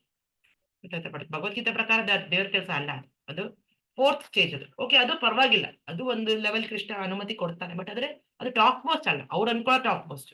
ಬಟ್ ನಾವರಿಗೆ ಕೃಷ್ಣ ಪ್ರಜ್ಞೆ ಅಂತವ್ರಿಗೆ ನಾವು ಜಾಸ್ತಿ ಕೊಡೋದಕ್ಕೆ ಆಗಲ್ಲ ಅಂತ ಹೇಳ್ತಾರೆ ಕೃಷ್ಣ. ಕೊಡ್ಬೇಕು, ಅವಶ್ಯಕತೆನೇ ಇಲ್ಲ ಅಂತ ಹೇಳ್ತಾನೆ ನೋಡಿ 29ನೇ ಶ್ಲೋಕದಲ್ಲಿ. ಅಜ್ಞಾನಿಗಳಾದವರು ಕೃಷ್ಣ ಪ್ರಜ್ಞೆಯಲ್ಲಿನ ಚಟುವಟಿಕೆಗಳನ್ನು ಮೆಚ್ಚಿಕೊಳ್ಳಲಾರರು. ಆದ್ದರಿಂದ ಅವರನ್ನು ಕ್ಷೋಭೆಗೊಳಿಸಿ ಅಮೂಲ್ಯವಾದ ಸಮಯವನ್ನು ವ್ಯರ್ಥ ಮಾಡಬಾರದು ಎಂದು ಶ್ರೀಕೃಷ್ಣನು ನಮಗೆ ಬೋಧಿಸುತ್ತಾನೆ. ಆದರೆ ಭಗವಂತನ ಭಕ್ತರು ಭಗವಂತನಿಗಿಂತ ಹೆಚ್ಚು ಕೃಪಾಳುಗಳು, ಏಕೆಂದರೆ ಅವರಿಗೆ ಭಗವಂತನ ಉದ್ದೇಶವು ತಿಳಿದಿರುತ್ತದೆ. ಆದುದರಿಂದ ಅವರು ಎಲ್ಲಾ ಅಪಾಯಗಳನ್ನು ಎದುರಿಸುವವರು. ಮನುಷ್ಯರಿಗೆ ನಿಸ್ಸಂದೇಹವಾಗಿ ಅಗತ್ಯವಾದ ಕೃಷ್ಣ ಪ್ರಜ್ಞೆ ಕಾರ್ಯಗಳಲ್ಲಿ ಅಜ್ಞಾನಿಗಳನ್ನು ತೊಡಗಿಸುವ ಪ್ರಯತ್ನವನ್ನು ಮಾಡುವಷ್ಟು ದೂರ ಸಹ ಹೋಗುತ್ತಾರೆ. ಭಗವಂತನ ಕೃಷ್ಣ ಪ್ರಜ್ಞೆದಲ್ಲಿ ತರೋದಿಕ್ಕೆ ಈ ಅಜ್ಞಾನಿಗಳನ್ನ ಭಕ್ತರ ಪ್ರಯತ್ನ ಮಾಡ್ತಾರೆ. ಕೃಷ್ಣ ಹೇಳ್ತಾರೆ ಅವ್ರನ್ನ ಬಿಟ್ಬಿಡೋದು ಹೇಳ್ತಾರೆ. ಅವ್ರು ಹೋಪ್ಲೆಸ್ ಅಂತ ಕೃಷ್ಣ. ಅಂತವ್ರನ್ನೇನು ಮಾಡೋದಿಕ್ ಆಗಲ್ಲ, ನೀನು ಬಿಟ್ಟಾಕ ಅವ್ರು ಅನುಭವಿಸ್ಲಿ ಅಂತ, ಅವ್ರ ಕರ್ಮನ ಅವ್ರು ಅನುಭವಿಸ್ಕೊಂಡು ಇಲ್ಲೇ ಬಿದ್ದಿರ್ಲಿ ಅಂತ. ಭಕ್ತರು ಏನ್ ಮಾಡ್ತಾರೆ, ಅನುಕಂಪ ತೋರಿಸ್ತಾರೆ, ಸ್ವಲ್ಪ ಮರ್ಸಿ ತೋರಿಸ್ತಾರೆ. ಅದಕ್ಕೆ ನಾವ್ ಹೇಳ್ತೀವಲ್ಲ, ವಾಂಛಾ ಕಲ್ಪತರುಭ್ಯಶ್ಚ ಕೃಪಾ ಸಿಂಧುಭ್ಯಶ್ಚ. ಕೃಪಾ ಸಿಂಧೂರ್ ಕೃಪೆ, ಅವ್ರ ಮನ್ಸಲ್ಲಿ ಎಷ್ಟು ಕೃಪೆ ಇದೆ ಅಂದ್ರೆ, ಅವ್ರ ಕೃಪೆ ಇರೋದ್ರಿಂದ ನಮ್ಮಂತವ್ರು ಆಕ್ಚುಲಿ ಕೃಷ್ಣ ಪ್ರಜ್ಞೆ ಬಂದಿರೋದು. ನನ್ನಂತ ಅಲ್ವಾ? ಅವ್ರ ಕೃಪೆ ಇಲ್ದ ಕೃಷ್ಣನ ಪ್ರಕಾರ ಮೂಢರ್ಗೆಲ್ಲ ಅನುಮತಿನೇ ಇಲ್ಲ ಅಂತಾನೆ. ಅವನ ಬಗ್ಗೆ ತಿಳ್ಕೊಳ್ಳೋದಕ್ಕೆ ಅವ್ನಿಗೆ ಅರ್ಹರೇ ಅಲ್ಲ ಅಂತಾನೆ. ಬಟ್ ಕೃಷ್ಣನ್ ಭಕ್ತರು ಎಷ್ಟು ಕೃಪಾಲು ಅಂದ್ರೆ, ಅವ್ರು ನಮ್ಗೆ ಹೇಗಾದ್ರೂ ಮಾಡಿ ನಮ್ ಕೈಯಲ್ಲಿ ಒಂದು ಭಗವದ್ಗೀತೆ ಬರಂಗ್ ಮಾಡ್ತಾರೆ, ಜಪ ಮಾಡೋಂಗ್ ಮಾಡ್ತಾರೆ, ಭಕ್ತರ ಸಾಂಗತ್ಯ ಕೊಡ್ತಾನೆ ಅಲ್ವಾ? ಅದರಿಂದ ನಾವು ಹೆಂಗೋ ಎಂಟ್ರ್ ಆಗ್ತೀವಿ ಒಳಗಡೆ, ಸ್ಕೂಲ್ಗೆ ಎಂಟ್ರ್ ಆಗ್ತೀವಿ, ಕೃಷ್ಣನ್ ಸ್ಕೂಲ್ಗೆ ಅಲ್ವಾ? ಇವಾಗ ಕೃಷ್ಣನ್ ಬಗ್ಗೆ ತಿಳ್ಕೊತಾ ಇದ್ದೀವಿ, ಒಂದಿನ ಕೃಷ್ಣನ್ ಭಕ್ತರ ಕೃಪೆಯಿಂದ ಕೃಷ್ಣನ್ ಮನೆಗೆ ಹೋಗ್ಬೋದು. ಅದಕ್ಕೆ ಕೃಷ್ಣನ್ ಭಕ್ತರು ಅಷ್ಟು ಗ್ರೇಟ್, ಕೃಷ್ಣನ್ಗಿಂತ ಗ್ರೇಟ್ ಆಕ್ಚುಲಿ ಕೃಷ್ಣನ್ ಭಕ್ತರು. ಕೃಷ್ಣನೇ ಹೇಳ್ತಾನೆ ನನ್ ಭಕ್ತರು ತುಂಬಾ ಗ್ರೇಟ್ ಅಂತಾನೆ. ಅದಕ್ಕೆ ಕೃಷ್ಣ ಹೇಳ್ತಾನೆ, ನನ್ ಭಕ್ತರ ಕಾಲ್ ಇಟ್ಕೊಂಡ್ರೆ ನೀನ್ ನನ್ನ ಹತ್ರ ಬರ್ತೀಯ ಅಂತ ಹೇಳ್ತಾನೆ. ಭಕ್ತರ ಕಾಲ್ ಹಿಡಿದೇ ಹೋದ್ರೆ ಕೃಷ್ಣನ ಹತ್ರ ಹೋಗಕ್ ಆಗಲ್ಲ. ಕೃಷ್ಣ ತುಂಬಾ ಏನಂತಾರೆ, ತುಂಬಾ ಸ್ಟ್ರಿಕ್ಟ್ ಕೃಷ್ಣ, ತುಂಬಾ ಸ್ಟ್ರಿಕ್ಟ್ ಟೀಚರ್ ಇದ್ದಾನೆ ಕೃಷ್ಣ, ಅನುಮತಿ ಕೊಡೋದಿಲ್ಲ ಅವನು. ಬಟ್ ಅದೇ ಭಕ್ತ ಓಕೆ ಪರವಾಗಿಲ್ಲ, ನಮ್ ಟೀಚರ್ ತರ ಪರವಾಗಿಲ್ಲ, ಸರಿ ತಪ್ಪು ಮಾಡಿದ್ವಿ, ಈ ಸರಿ ತಪ್ಪು ಮಾಡಿದ್ವಿ, ಆಯ್ತು ಅದು ತಿದ್ಕೊಳ್ಳೋದಕ್ಕೆ ಅನುಮತಿ ಕೊಟ್ಟಿರ್ತಾರೆ. ಅದು ಕೃಷ್ಣನ ಡಿವೋಟೀಸ್ ಮಹಿಮೆ. ಓಕೆ, 30ನೇ ಶ್ಲೋಕ ಮಾಡ. ಮಹಿ ಸರ್ವಾಣಿ ಕರ್ಮಾಣಿ ಸನ್ಯಾಸ್ಯಾಧ್ಯಾತ್ಮ ಚೇತಸ ನಿರಾಶೀರ್ ನಿರ್ಮಮೋ ಭೂತ್ವಾ ಯುದ್ಧಸ್ವ ವಿಗತ ಜ್ವರ. ಇದು ಕೂಡ ತುಂಬಾ ಒಳ್ಳೆ ಶ್ಲೋಕ ಇದು. ಏನ್ ಹೇಳ್ತಾರೆ ಕೃಷ್ಣ ನೋಡಿ, ತುಂಬಾ ಒಳ್ಳೆ ಶ್ಲೋಕ. ವಿಗತ ಜ್ವರ, ಮಯಿ ಸರ್ವಾಣಿ ಕರ್ಮಾಣಿ. ಏನಂತಾನೆ ಮಯಿ ಸರ್ವಾಣಿ ಅಂದ್ರೆ, ಪ್ರತಿಯೊಂದು ವರ್ಡ್ ಟು ವರ್ಡ್ ಮೀನಿಂಗ್ ಅಲ್ಲಿ ಹೇಳ್ತಾನೆ, ಮೈ ನನ್ನಲ್ಲಿ ಸರ್ವಾಣಿ ಎಲ್ಲಾ ಬಗೆಯ ಕರ್ಮಾಣಿ ಕಾರ್ಯಗಳನ್ನು ಸನ್ಯಾಸ್ಯಾಧ್ಯಾತ್ಮ ಚೇತಸ. ಸನ್ಯಾಸಿ ಅಂದ್ರೇನು? ಸಂಪೂರ್ಣವಾಗಿ ತ್ಯಜಿಸೋದು, ಎಲ್ಲಾನು ಬಿಟ್ಟು ಬಿಡೋದು. ಸನ್ಯಾಸಿ ಅಂದ್ರೇನು? ಎಲ್ಲ ಬಿಟ್ಟಿರೋನು ಸನ್ಯಾಸಿ ಅಂತ ಕರೀತಾರೆ. ಆಧ್ಯಾತ್ಮ ಪೂರ್ಣ ಆತ್ಮಜ್ಞಾನದ ಚೇತಸ ಪ್ರಜ್ಞೆಯಲ್ಲಿ, ಆತ್ಮಜ್ಞಾನದ ಪ್ರಜ್ಞೆಯಲ್ಲಿ. ನಿರಾಶಿರ್, ನಿರಾಶಿರ್ ಅಂದ್ರೆ ಏನು? ಲಾಭದ ಆಸೆ ಇಲ್ಲದವನು ನಿರಾಶಿರ್. ನಿರ್ಮಮೋ, ನಿರ್ಮಮ ಅಂದ್ರೆ ಏನು? ಒಡೆತನದ ಭಾವದಿಲ್ಲದವನು, ಒಡೆತನ ನಂದು. ನಿರ್ಮಮ, ಮಮ ನಿರ್ಮಮ, ಅರ್ಥ ಆಗ್ತದೆ? ನಂದಲ್ಲ ಇದು ಯಾವುದು. ಅದು ಹೇಳೋದು ತುಂಬಾ ಸುಲಭ, ಆದ್ರೆ ಅದನ್ನ ನಾವು ಅಕ್ಸೆಪ್ಟ್ ಮಾಡೋದು ತುಂಬಾ ಟೈಮ್ ಆಗತ್ತದೆ. ಅದಕ್ಕೆ ಸಾಕಷ್ಟು ಭಕ್ತಿ ಮಾಡ್ಬೇಕು ನಾವು. ಅದು ಅವಾಗ್ಲೇ ನಮ್ಗೆ ಹೇಳಕ್ ಆಗತ್ತದ ಅಲ್ವಾ? ಸುಮ್ನೆ ಪಟ್ಟಂತ ಹೇಳೋದು ತುಂಬಾ ಸುಮ್ಮನೆ ಈಸಿ. ನಿರ್ಮಮ, ನಿರ್ಮಮ ಆಗ್ಬೇಕು ನಾವು, ಒಡೆತನದ ಭಾವವಿಲ್ಲದನು ಅಲ್ವಾ? ಭೂತ್ವ ಆಗಿ. ಯುದ್ಧಸ್ವ ವಿಗತ ಜ್ವರ, ಯುದ್ಧಸ್ವ ಯುದ್ಧ ಮಾಡು. ಯುದ್ಧ ಮಾಡೋದ್ರೇನು? ಕೆಲಸ ಮಾಡು, ಈ ಪ್ರಪಂಚ ನಡ್ಸು, ಈ ಪ್ರಪಂಚದಲ್ಲಿ ಯುದ್ಧ ಮಾಡು ನೀನು ಅಂತ ಕೃಷ್ಣ. ಅರ್ಜುನಗೊಬ್ಬನಿಗೆ ಅಲ್ಲ, ನಮ್ಗೆಲ್ರಿಗೂ ಒಂದು ಯುದ್ಧ ಇದ್ದಂಗೆ. ಬೆಳಗ್ಗೆ ಗೆದ್ದಾಲಿನ ರಾತ್ರಿವರೆಗೂ ಒಂದು ಯುದ್ಧ, ಪ್ರತಿಯೊಂದು ಚಿಕ್ಕ ಚಿಕ್ಕ ಯುದ್ಧ ಪ್ರತಿದಿನ. ಆಕ್ಚುಲಿ ಅಲ್ವಾ? ಪ್ರತಿನಿತ್ಯ ಒಂದು ಯುದ್ಧನೇ ಇದೆ ಪ್ರಪಂಚ. ಯುದ್ಧ ಮಾಡು ಅಂತ ಕೃಷ್ಣ, ಎದುರಿಸು ಅಂತಾನೆ. ಓಡೋಗು ಅಂತ ಹೇಳಲ್ಲ ಕೃಷ್ಣ, ಮಕ್ಕಳಿ ತರ ಹಾರೋಗು ಅಂತ ಹೇಳಲ್ಲ. ಯುದ್ಧ ಬಿಟ್ಟು ಹೋಗ್ಬಿಡು, ಸೂಸೈಡ್ ಮಾಡ್ಕೋತ ಹೇಳಲ್ಲ ಕೃಷ್ಣ. ಅರ್ಥ ಆಗ್ತೀಯ? ಏನೇ ಬರ್ಲಿ ಎದುರ್ಸಂತಾನೆ, ಏನೇ ಬರ್ಲಿ, ಹೇಗೆ ಬರ್ಲಿ. ಮಾರ್ಕ್ಸ್ 10ನೇ ಕ್ಲಾಸ್ ಮಕ್ಕಳು ಇವತ್ತು ನಾವು ನೋಡ್ತೀವಲ್ವಾ, ಮಾರ್ಕ್ಸ್ ಚೆನ್ನಾಗಿ ಬರ್ಲಿಲ್ಲ ಅಂತ ಹೇಳಾಕೋತಾರೆ. ಎಷ್ಟು ಕೇಸಸ್ ಕೇಳ್ತಾರೆ ಈ ಮಧ್ಯೆ. ನಮ್ ಡಿವೋಟಿಸ್ ಅಲ್ಲೇ ಎಷ್ಟೋ ಯಾರೋ ರಿಲೇಷನ್ ಯಾರೋ ಒಬ್ರು ಮೊಮ್ಮಗ ಇರೋದು 10ನೇ ಕ್ಲಾಸ್ ನಾವು ಏನ್ ಹಾಕೊಡೋದು. ಒಬ್ನೇ ಮೊಮ್ಮಗ ಇರೋದು, ಒಬ್ನೇ ಮೊಮ್ಮಗ, ತುಂಬಾ ಶ್ರೀಮಂತರು. 10ನೇ ಕ್ಲಾಸಲ್ಲಿ ಒಳ್ಳೆ ಮಾರ್ಕ್ಸ್ ಬರ್ಲಿಲ್ಲ. ಮನೆ ಹತ್ರನೂ ಅಷ್ಟೇ, ನಮ್ಮನೆ ಹತ್ರನೇ ರೀಸೆಂಟ್ ಆಗಿ ಒಳ್ಳೆ ಮಾರ್ಕ್ಸ್ ಬರ್ಲಿಲ್ಲ ಅಂತ ರಿಸಲ್ಟ್ ಬಂತು ಅಂತ ಅವ್ನು ಹೋಗ್ಬಿಟ್ಟು ಏನ್ ಹಾಕೊಂಡಿದ್ದಾನೆ. ಒಬ್ನೇ ಮಗ, ಒಬ್ಬ ಮಗ ಒಬ್ಬ ಮಗಳಿದ್ದಾನೆ. ಏನ್ ಬರ್ತದ್ರಿಂದ? ಕೃಷ್ಣ ಅದನ್ನ ಅಪ್ರೂವ್ ಮಾಡ್ತಾನೆ, ಅವನು ಒಪ್ಪಿಗೆ ಕೊಡ್ತಾನೆ. ಆತರ ಯುದ್ಧ ಮಾಡು ಅಂತದಾನೆ, ಎದುರಿಸು ಅಂತಾನ ಅವನು. ಏನೇ ಬರ್ಲಿ ಪರಿಸ್ಥಿತಿ, ಹೇಗೆ ಬರ್ಲಿ ಆ ಎದುರ್ಸಿದ್ರೆ, ಅದೇ ಹೇಳ್ತಾನ, ಮಾತ್ರ ಸ್ಪರ್ಶಸ್ತು ಕೌಂತೆಯ ಶೀತೋಷ್ಣ ಸುಖ ದುಃಖದ ಆಗಮಾಪಾಯ ನೋಡೈತೆ ತಾಮ್ ಸ್ಥಿತಿಕ್ಷಸ ಭಾರತ. ಹೇಗೆ ಇರ್ಲಿ, ಚಳಿ ಇರ್ಲಿ, ಬಿಸಿಲಿರ್ಲಿ, ಮಳೆ ಇರ್ಲಿ, ಹೇಗೆ ಇರ್ಲಿ, ಸಂತೋಷ ಇರ್ಲಿ, ದುಃಖ ಇರ್ಲಿ, ಎದುರಿಸು ಅಂತಾನೆ. ತಿತಿಕ್ಷೆಯಿಂದ ನಡ್ಕೊಂಡು ಹೋಗ್ಬೇಕು. ಅಂತವ್ರಿಗೆ ಕೃಷ್ಣ ತುಂಬಾ ಮೆಚ್ಕೋತಾರೆ. ನೀನ್ ಎದುರಿಸಿದ್ಯಲ್ವಾ, ನಿನ್ ಕಷ್ಟದ ಪರಿಸ್ಥಿತಿ ಬಂತು ನಿನಗೆ, ಭಗವಂತನ್ ಗೊತ್ತೇವ್ ನೀನ್ ಕರ್ಮ ಆಯ್ತಾ ಅನ್ಭವಿಸ್ತೀಯ ಅಂತ. ಅದು ಹೇಗೆ ಎದುರಿಸಿದ್ಯಾ ಕೃಷ್ಣ ತುಂಬಾ ಮೆಚ್ಕೋತಾನೆ, ತುಂಬಾ ಪ್ರಸನ್ನನಾಗ್ತಾನೆ. ಎದುರಿಸ್ಲೇಬೇಕು ನಾವು. ಯುದ್ಧ ಮಾಡು ಅಂತ ಕೃಷ್ಣ. ವಿಗತ ಜ್ವರ ಅಂದ್ರೆ ನಿರುತ್ಸಾಹಿಯಾಗು, ಯಾಗದವನು ಅಂದ್ರೆ ಉತ್ಸಾಹ ಬಿಡಬಾರ್ದು ನಾವು. ಎಂತೂಸಿಯಾಸಮ್ ಜೀವನದಲ್ಲಿ ಕಳ್ಕೋಬಾರ್ದು, ಹೋಪ್ ಕಳ್ಕೋಬಾರ್ದು. ಹೋಪ್ ಯಾವಾಗ್ಲೂ ಇದೆ, ಯಾವಾಗ್ಲೂ ಕೃಷ್ಣ ನಮ್ ಕೈ ಇಟ್ಕೊಂಡೇ ಇಟ್ಕೋತಾನೆ. ಅವ್ನು ನಮ್ಮ ಮನ್ಸಲ್ಲಿ ಅದಕ್ಕೆ ಕೂತಿರೋದಲ್ಲ, ನಮ್ ಹೃದಯದಲ್ಲಿ ಯಾಕಿದಾರ ಅವನು. ಯಾವತ್ತೂ ಬಿಡ್ಬೋದಾಗಿತ್ತು ಅವನು. ನೀವೆಲ್ಲ ಯಾವ ಕಾಲಕ್ಕೂ ಬರ್ತಿಲ್ಲ ನನ್ನ ಧಾಮಕ್ಕೆ, ಎಲ್ಲ ಉಪಯೋಗ ಇಲ್ಲದವರು ಅಂತ ಬಿಡ್ಬೋದಾಗಿತ್ತು. ಬಟ್ ಅವ್ನು ಆತರ ಮಾಡೋದಿಲ್ಲ. ಇಷ್ಟೇ ನಾವು ಉಪಯೋಗಕ್ಕೆ ಇಲ್ದೇ ಇರೋರಾದ್ರೂ ಕೂಡ ಅವನು ನಮ್ ಕೈ ಇಟ್ಕೋತಾನೆ. ಅದು ಭಗವಂತನ ಹೃದಯ. ಅದೇ ಇಲ್ಲಿ ಹೇಳ್ತಿರೋದು, ಈ ಶ್ಲೋಕವು ಭಗವದ್ಗೀತೆಯ ಉದ್ದೇಶವನ್ನು ಸ್ಪಷ್ಟವಾಗಿ ಸೂಚಿಸುತ್ತದೆ. ಸನ್ಯಾಸದಲ್ಲಿನ ಶಿಸ್ತಿನಂತೆ ಕರ್ತವ್ಯಗಳನ್ನು ನಿರ್ವಹಿಸಲು ಮನುಷ್ಯನು ಸಂಪೂರ್ಣವಾಗಿ ಕೃಷ್ಣ ಪ್ರಜ್ಞೆಯಲ್ಲಿ ಪಡೆಯಬೇಕೆಂದು ಭಗವಂತನು ಬೋಧಿಸುತ್ತಾನೆ. ಏನೇ ಕಾರ್ಯ ಮಾಡಿದ್ರು ಕೃಷ್ಣ ಪ್ರಜ್ಞೆಯಲ್ಲಿ ಕಾರ್ಯ ಮಾಡ್ಕೊಂಡು ಹೋಗ್ಬೇಕು. ಕಾರ್ಯ ಮಾಡಿದ್ರು ನಿಲ್ಸಂಗಿಲ್ಲ. ಏನೇ ಕಾರ್ಯ ಮಾಡಿದ್ರು ಕೃಷ್ಣ ಪ್ರಜ್ಞೆಯಲ್ಲಿ ನಡ್ಸ್ಕೊಂಡು ಹೋಗ್ತಿರ್ಬೇಕು. ಅಂಡ್ ಪ್ರತಿಯೊಂದು ಜೀವಿಯ ಒಂದು ಸ್ಥಾನ ಏನಂದ್ರೆ ಭಗವಂತನ ಕೋರಿಕೆಗೆ ಅನುಗುಣವಾಗಿ ನಡ್ಕೊಂಡು ಹೋಗ್ತು. ಅವಾಗ್ಲೇ ಅವನಿಗೆ ಸಂತೃಪ್ತಿ ಸಿಗತ್ತೆ, ಅವಾಗ್ಲೇ ಅವನಿಗೆ ತೃಪ್ತಿ ಅನ್ನೋದು ಸಿಗುತ್ತೆ. ಅವನ್ ಸ್ವಂತವಾಗಿ ಮಾಡಿದ್ರೆ ಅವ್ನಿಗೆ ಏನೂ ತೃಪ್ತಿ ಸಿಗೋದಿಲ್ಲ. ನಾವೆಲ್ಲ ವಿರುದ್ಧವಾಗಿ ನಡ್ಕೊಂಡು ಹೋದ್ರೆ ನಮ್ಮ ಮನ್ಸಿಗೆ ಅದು ಗೊತ್ತಾಗತ್ತೆ, ಯಾವತ್ತೂ ಸಂತೋಷ ಅಂತ ಬರೋದಿಲ್ಲ. ಅದಕ್ಕೆ ಎಲ್ಲ ಜೀವಿತ ಯಾಕೆ ಎಲ್ಲ ಮನುಷ್ಯರು ಕಷ್ಟ ಪಡ್ತಿರೋದು ಆಕ್ಚುಲಿ. ಯಾಕೆಲ್ಲರೂ ಯಾರು ಸಂತೋಷವಾಗಿಲ್ಲ, ಯಾತಕ್ಕೆ ಯಾರು ತೃಪ್ತಿಯಿಂದ ನೆಮ್ಮದಿಯಾಗಿ ಸಂತೋಷವಾಗಿ ಯಾಕೆಲ್ಲ? ಯಾಕಂದ್ರೆ ಎಲ್ಲರೂ ಅಗೇನ್ಸ್ಟ್ ಗಾಡ್ ಹೋಗ್ತಾರೆ. ಎಲ್ಲರೂ ಭಗವಂತನ ವಿರುದ್ಧ. ನೀನ್ ಇದಂತ್ಯ, ನಾನು ಹಿಂಗ್ ಮಾಡ್ತೀನಿ, ನೀನ್ ಹಿಂಗಂದ್ರೆ ನಾನು ಹಿಂಗ್ ಮಾಡ್ತೀನಿ. ಉಲ್ಟಾ ತಲೆ ಉಲ್ಟಾ ತಿರುಗ್ತಾರೆ ಎಲ್ಲರೂ. ಮಟೀರಿಯಲಿಸಂ, ಭೌತಿಕ ಜೀವನ ಜಾಸ್ತಿ ಆಗ್ಬಿಟ್ಟು, ಮಟೀರಿಯಲಿಸಂ ಜಾಸ್ತಿ ಆಗ್ಬಿಟ್ಟು ವಿರುದ್ಧ ನಡ್ಕೊಂಡು ಹೋಗೋದು. ಭಗವಂತನಿಗೆ ವಿರುದ್ಧ, ಪ್ರಕೃತಿಯ ನಿಯಮಗಳಿಗೆ ವಿರುದ್ಧ ನಡ್ಕೊಂಡು ಹೋಗೋದು. ಇದನ್ನ ಮಾಡಿದ್ರೆ ಅವರಿಗೆ ಸಂತೋಷ ಇರಲ್ಲ, ಭಗವಂತನಿಗೆ ನಷ್ಟ, ನಮ್ಗೆ ನಷ್ಟ. ಅದಕ್ಕೆ ನಿಯಮನ ಆಚರಿಸುವುದಾರೆ ಕೃಷ್ಣ. ನಿಯಮ ಆಚರಿಸಿದ್ರೆ ತುಂಬಾ ಸುಲಭವಾಗಿ ನಾವು ಭಗವಂತನ ಹತ್ರ ಹೋಗ್ಬೋದು. ನಿಯಮ ವಿರುದ್ಧವಾಗಿ ಹೋದ್ರೆ ನಮ್ಗೆ ಎಲ್ಲೂ ಸ್ಥಾನ ಇರೋದಿಲ್ಲ, ಇಲ್ಲೂ ನೆಮ್ಮದಿ ಇರಲ್ಲ, ಕೊನೆಗೆ ಕೆಳಗಡೆ ಹೋಗಿ ಬೀಳ್ತೀವಿ ನಾವು, ಬೇರೆ ಕೆಳಗಡೆ ಲೋಕಗಳಿಗೆ ಹೋಗ್ತಾರೆ ಕೃಷ್ಣ. ಇದು ಆಗತ್ತೆ. ಅದೇ ಪ್ರಭುಪಾದ ಹೇಳ್ತಿದ್ರು, ಇಫ್ ಯು ಏನದು if you do good activities, ಒಳ್ಳೆ ಕಾರ್ಯ ಮಾಡಿದ್ರೆ ಸಾಕಷ್ಟು ಸುಕೃತಿದೆ, ಮೇಲ್ಗಡೆ ಹೋಗಕ್ಕೆ ನಮ್ಗೆ ಅನುಕೂಲ ಮಾಡ್ಕೊಡ್ತಾರೆ ಕೃಷ್ಣ. ಅದೇ ಕೆಟ್ಟ ಕಾರ್ಯ ಅಥವಾ ಭಗವಂತ ವಿರುದ್ಧ ನಡ್ಕೊಂಡು ಹೋದ್ರೆ ಒಂದು ಏನಂತಾರೆ ವರ್ಮಿನ ಸ್ಟೂಲ್, ಆ ತರ ಒಂದ್ ಜನ್ಮ ಕೊಡ್ತಾನೆ ಅಂತ ಹೇಳ್ತಾನೆ. ಸ್ಟೂಲ್ ಅಂದ್ರೆ ಏನು? ಇದು ನಾವೇನು ಹೇಸಿಗೆ ಹೇಸಿಗೆದಲ್ಲಿ ಒಂದು ಹುಳ ಆಗೋದಿಕ್ಕೆ ಜನ್ಮ ಕೊಡ್ತಾನೆ, ಹುಳ ಆಗೋಂತ ಆ ಜನ್ಮ ನಾವು ತಾಳ್ಬೇಕಾಗತ್ತೆ. ಅದು ಒಂದ್ ಜನ್ಮನೇ, ಆತರ ಜನ್ಮನೂ ಇದೆ ಅಂತಾನೆ. ರೈಟ್? ಅದಕ್ಕೆ ಯಾವುದೇ ರೀತಿ ನೋಡಿ ಹೇಳ್ತಾರೆ, ಎಷ್ಟು ಒಳ್ಳೆ ಮಾತಾಡ್ತಾನೆ ಕೃಷ್ಣ. ನಾವು ಕೃಷ್ಣ ಪ್ರಜ್ಞೆದಲ್ಲಿ ಇದ್ಕೊಂಡು, ಕೃಷ್ಣ ಪ್ರಜ್ಞೆದಲ್ಲಿ ಇದ್ರೂ ಕೂಡ ಯಾವುದೇ ರೀತಿ ನಮ್ಮ ಪರ್ಸನಲ್ ಕನ್ಸಿಡರೇಷನ್ ನನಗೋಸ್ಕರ ಮಾಡೋದಲ್ಲ. ಅಂದ್ರೆ ಆಧ್ಯಾತ್ಮ ಚೇತಸ ಅಂದ್ರೆ ಕೃಷ್ಣನಿಗೋಸ್ಕರ ಮಾಡೋದು ಕಾರ್ಯ. ನನಗಿಷ್ಟ ಅಂತ ಸಮಾಜ ಸೇವೆ ಮಾಡೋದಲ್ಲ. ಕೃಷ್ಣ ಹೇಳಿದಾನಂತ ಮಾಡಿರೋದು ಬೇರೆ ರೀತಿ, ನನಗಿಷ್ಟ ಅಂತ ಹೇಳೋದು ಬೇರೆ ರೀತಿ. ನನಗಿಷ್ಟ ಆಗತ್ತೆ ದಾನ ಧರ್ಮ ಮಾಡೋದು, ಅದು ಬೇರೆ. ಅದು ನನ್ನ ಸ್ವಾರ್ಥಕ್ಕೋಸ್ಕರ ಮಾಡಿದಂಗೆ ಅಥವಾ ನನ್ ಒಳ್ಳೋಳು ಅಂತ ಕಾಣಿಸ್ಕೊಳ್ಳೋದಕ್ಕೋಸ್ಕರ, ಅದು ಬೇರೆ ಲೆವೆಲ್, ಅದು ಭೌತಿಕ ಲೆವೆಲ್. ಅದು ಭಗವಂತನಿಗೆ ಇಚ್ಛೆಗೋಸ್ಕರ ಮಾಡೋದು ಅಥವಾ ಭಗವಂತ ಹೇಳಿದಾನಂತ ಮಾಡೋದು, ಅಥವಾ ನನಗೇನು ನನ್ಗೆ ಭಕ್ತಿ ಮಾಡಕ್ ಆಗಲ್ಲಪ್ಪ, ನಂಗೆ ಅಷ್ಟು ಯೋಗ್ಯತೆ ಇಲ್ಲ, ಅದಕ್ಕೆ ಇದಾರು ಮಾಡ್ತೀನಿ ಅನ್ಕೊಳ್ಳೋದು ಬೇರೆ. ರೈಟ್? ಅದಕ್ಕೆ ಹೇಳ್ತಾರೆ ಕೃಷ್ಣ ಆಧ್ಯಾತ್ಮ ಚೇತಸ ಅಂದ್ರೆ ಪೂರ್ತಿಯಾಗಿ ಕೃಷ್ಣ ಪ್ರಜ್ಞೆದಲ್ಲಿ ಕೆಲಸ ಮಾಡೋದು. ಯಾವುದೇ ರೀತಿ ಪರ್ಸನಲ್ ಆಗಿ ಯೋಚನೆ ಮಾಡಿದೆ, ನನ್ಗಿಷ್ಟ, ನನಗೆ ಕೃಷ್ಣ. ಈಗ ಅರ್ಜುನ ಕೂಡ ಅದೇ ತರ ಹೇಳ್ತಿರೋದು, ನನಗನ್ಸತ್ತೆ ನನಗೇನೋ ಖುಷಿ ಸಿಗಲ್ಲ ಇವ್ರಿಗೆಲ್ಲ ಸಾಯಿಸೋದ್ರಿಂದ, ನನಗನ್ಸತ್ತೆ ನಂಗೆ ಪಾಪ ಬರತ್ತೆ ಅಂತ ನನಗನ್ಸತ್ತೆ. ಇದು ಇಲ್ಲಿವರೆಗೂ ಹೇಳಿದ ಮೊದಲನೇ ಅಧ್ಯಾಯದಲ್ಲಿ ಅರ್ಜುನ. ಬಟ್ ಆದ್ರೆ ಯಾವಾಗ ಒಂದು ಶರಣಾಗತಿ ವಹಿಸದ್ನೋ, ಯಾವಾಗ ಕೃಷ್ಣನ್ ಶರಣಾಗತಿ ತಗೊಂಡ್ನೋ, ಅವಾಗಿಂದ ಕೃಷ್ಣ ಬೋಧಿಸಕ್ ಶುರು ಮಾಡು. ನಿನಗನ್ಸೋದು ಅಲ್ಲ ಕರೆಕ್ಟ್, ನಿನ್ ಮನ್ಸು 108 ಹೇಳತ್ತೆ ಕಾರಣಗಳು. ನಾನ್ ಹೇಳಿದ್ರೆ ನೀನ್ ಫಾಲೋ ಮಾಡೋದು ಹೇಳ್ತೇನೆ. ಭಗವಂತ ಹೇಳಿದ್ರೆ ಯುದ್ಧ ಮಾಡು, ಜವಾಬ್ದಾರಿ ತಗೋ, ನಿರ್ವಹಿಸು, ನಿನ್ ಡ್ಯೂಟಿ ನೀನ್ ಮಾಡು ಚೆನ್ನಾಗಿ.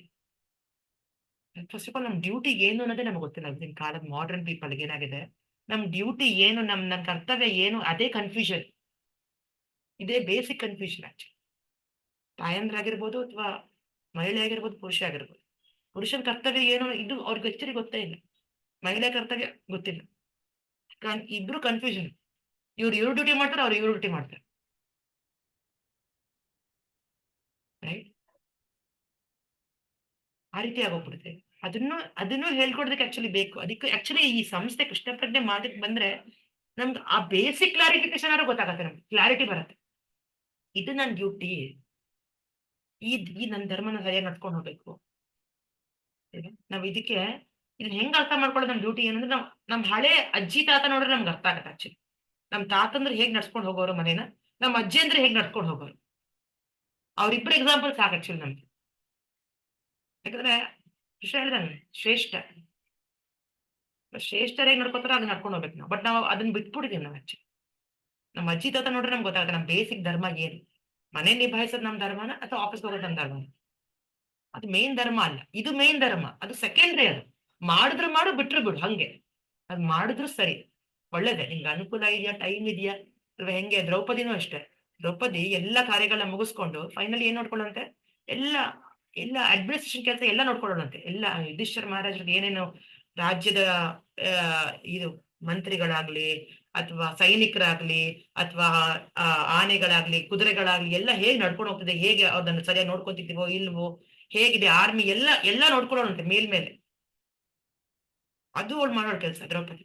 ಸೊ ನಾವು ಕೆಲಸ ಮಾಡ್ಬಾರ್ದು ಅಂತ ಅಲ್ಲ, ಮೇನ್ ಕೆಲಸ ಫಸ್ಟ್ ಮಾಡ್ಕೊಂಡು ಸೆಕೆಂಡ್ರಿ ಕೆಲಸ ಅದಕ್ಕೆ ಕೃಷ್ಣ ಏನಂತಾರೆ, ಅದೇ ಅವ್ರು ಕ್ಷತ್ರಿಯ ನೋಡಿ, ಕ್ಷತ್ರಿಯ ವೈಶ್ಯ ಆದ್ರೆ ನಾವ್ ಆತರ ಕೆಲಸ ಮಾಡ್ಬೋದು ಅಲ್ವಾಗ. ಫ್ಯಾಮಿಲಿ ನಮ್ ಫ್ಯಾಮಿಲಿ ಬರ್ತಿರೋ ಅಂತ ಕೆಲಸನ ನಾವು ನಡ್ಸ್ಕೊಂಡು ಹೋಗ್ಬೋದು. ನಮ್ಗೆ ಆತರ ಇಲ್ವೇ ಇಲ್ಲ ಅಂದ್ರೆ ನಮ್ಗೆ ಯಾರೋ ಚಾಕರಿ ಮಾಡ್ಬೇಕಾಗ, ಯಾರಿಗೂ ಕೆಲಸ ಮಾಡ್ಬೇಕಾಗ ಏನ್ ಬಂದಾಗೈತೆ ನಮ್ಗೆ. ಆಕ್ಚುಲಿ ನಾವೆಲ್ಲ ಕಳ್ಕೊತಾ ಇದೀವಿ ಆಕ್ಚುಲಿ. ನಾವೇನು ಪಾಸ್ ಆನ್ ಮಾಡಕ್ಕಾಗಲ್ಲ ಅಲ್ವಾ, ನಮ್ ನೆಕ್ಸ್ಟ್ ಪೀಳಿಗೆಗೆ ಏನು ಕೊಡಕ್ಕೆ ಆಗಲ್ಲ. ಹಾರ್ಡ್ಲಿ ನಾವೇನೋ ಒಂದ್ ಸ್ವಲ್ಪ ಉಳಿಸ್ಕೊಂಡಿರೋದನ್ನ ಕೊಡ್ಬೋದು ಅಷ್ಟೇ. ಅವ್ರಿಗೊಂದು ಉದ್ಯೋಗ ಕೊಡ್ಬೋದು, ಒಂದ್ ಮಾರ್ಗ ತೋರಿಸ್ಬೋದು ನಮ್ದು ಸ್ವಂತದಾಗಿ. ಅದಕ್ಕೆ ಈ ಫ್ಯಾಮಿಲಿ ನೋಡೋದು, ಕ್ಷತ್ರಿಯ ಫ್ಯಾಮಿಲಿಯಲ್ಲಿ ತಂದೆ ಮಗ ಎಲ್ಲರೂ ಕ್ಷತ್ರಿಯರಾಗ್ತಿರ್ತಾರೆ, ಎಲ್ಲರೂ ಪೊಲಿಟಿಕ್ಸ್ ಅಲ್ಲಿ ನಿಂತ್ಕೋತಾರೆ, ಎಲ್ಲರೂ ಏನೋ ಒಂದು ಸ್ಥಾನ ತಗೊಂತಾರೆ, ನಡ್ಸ್ಕೊಂಡು ಹೋಗ್ತಾರೆ ಸಮಾಜದ. ರೈಟ್? ವೈಶ್ಯ ಆದ್ರೂ ಅಷ್ಟೇ, ಅವರು ಪ್ರೊಫೆಷನ್ ಮುಂದೆ ಕಳಿಸ್ಬೋದು, ಅವ್ರು ನೆಕ್ಸ್ಟ್ ಪೀಳಿಗೆ ಪಾಸ್ ಆನ್ ಮಾಡ್ಬೋದು. ಶೂದ್ರ ಆದ್ರೆ ಅವ್ನು ಏನ್ ಮಾಡಕ್ಕಾಗತ್ತೆ? ನಾನೇನು ಮಾಡಕ್ಕಾಗಲ್ಲ, ಲಿಮಿಟೆಡ್ ಅವ್ನ ಸ್ಕೋಪ್ ತುಂಬಾ ಚಿಕ್ಕದು ಒಂದು. ರೈಟ್?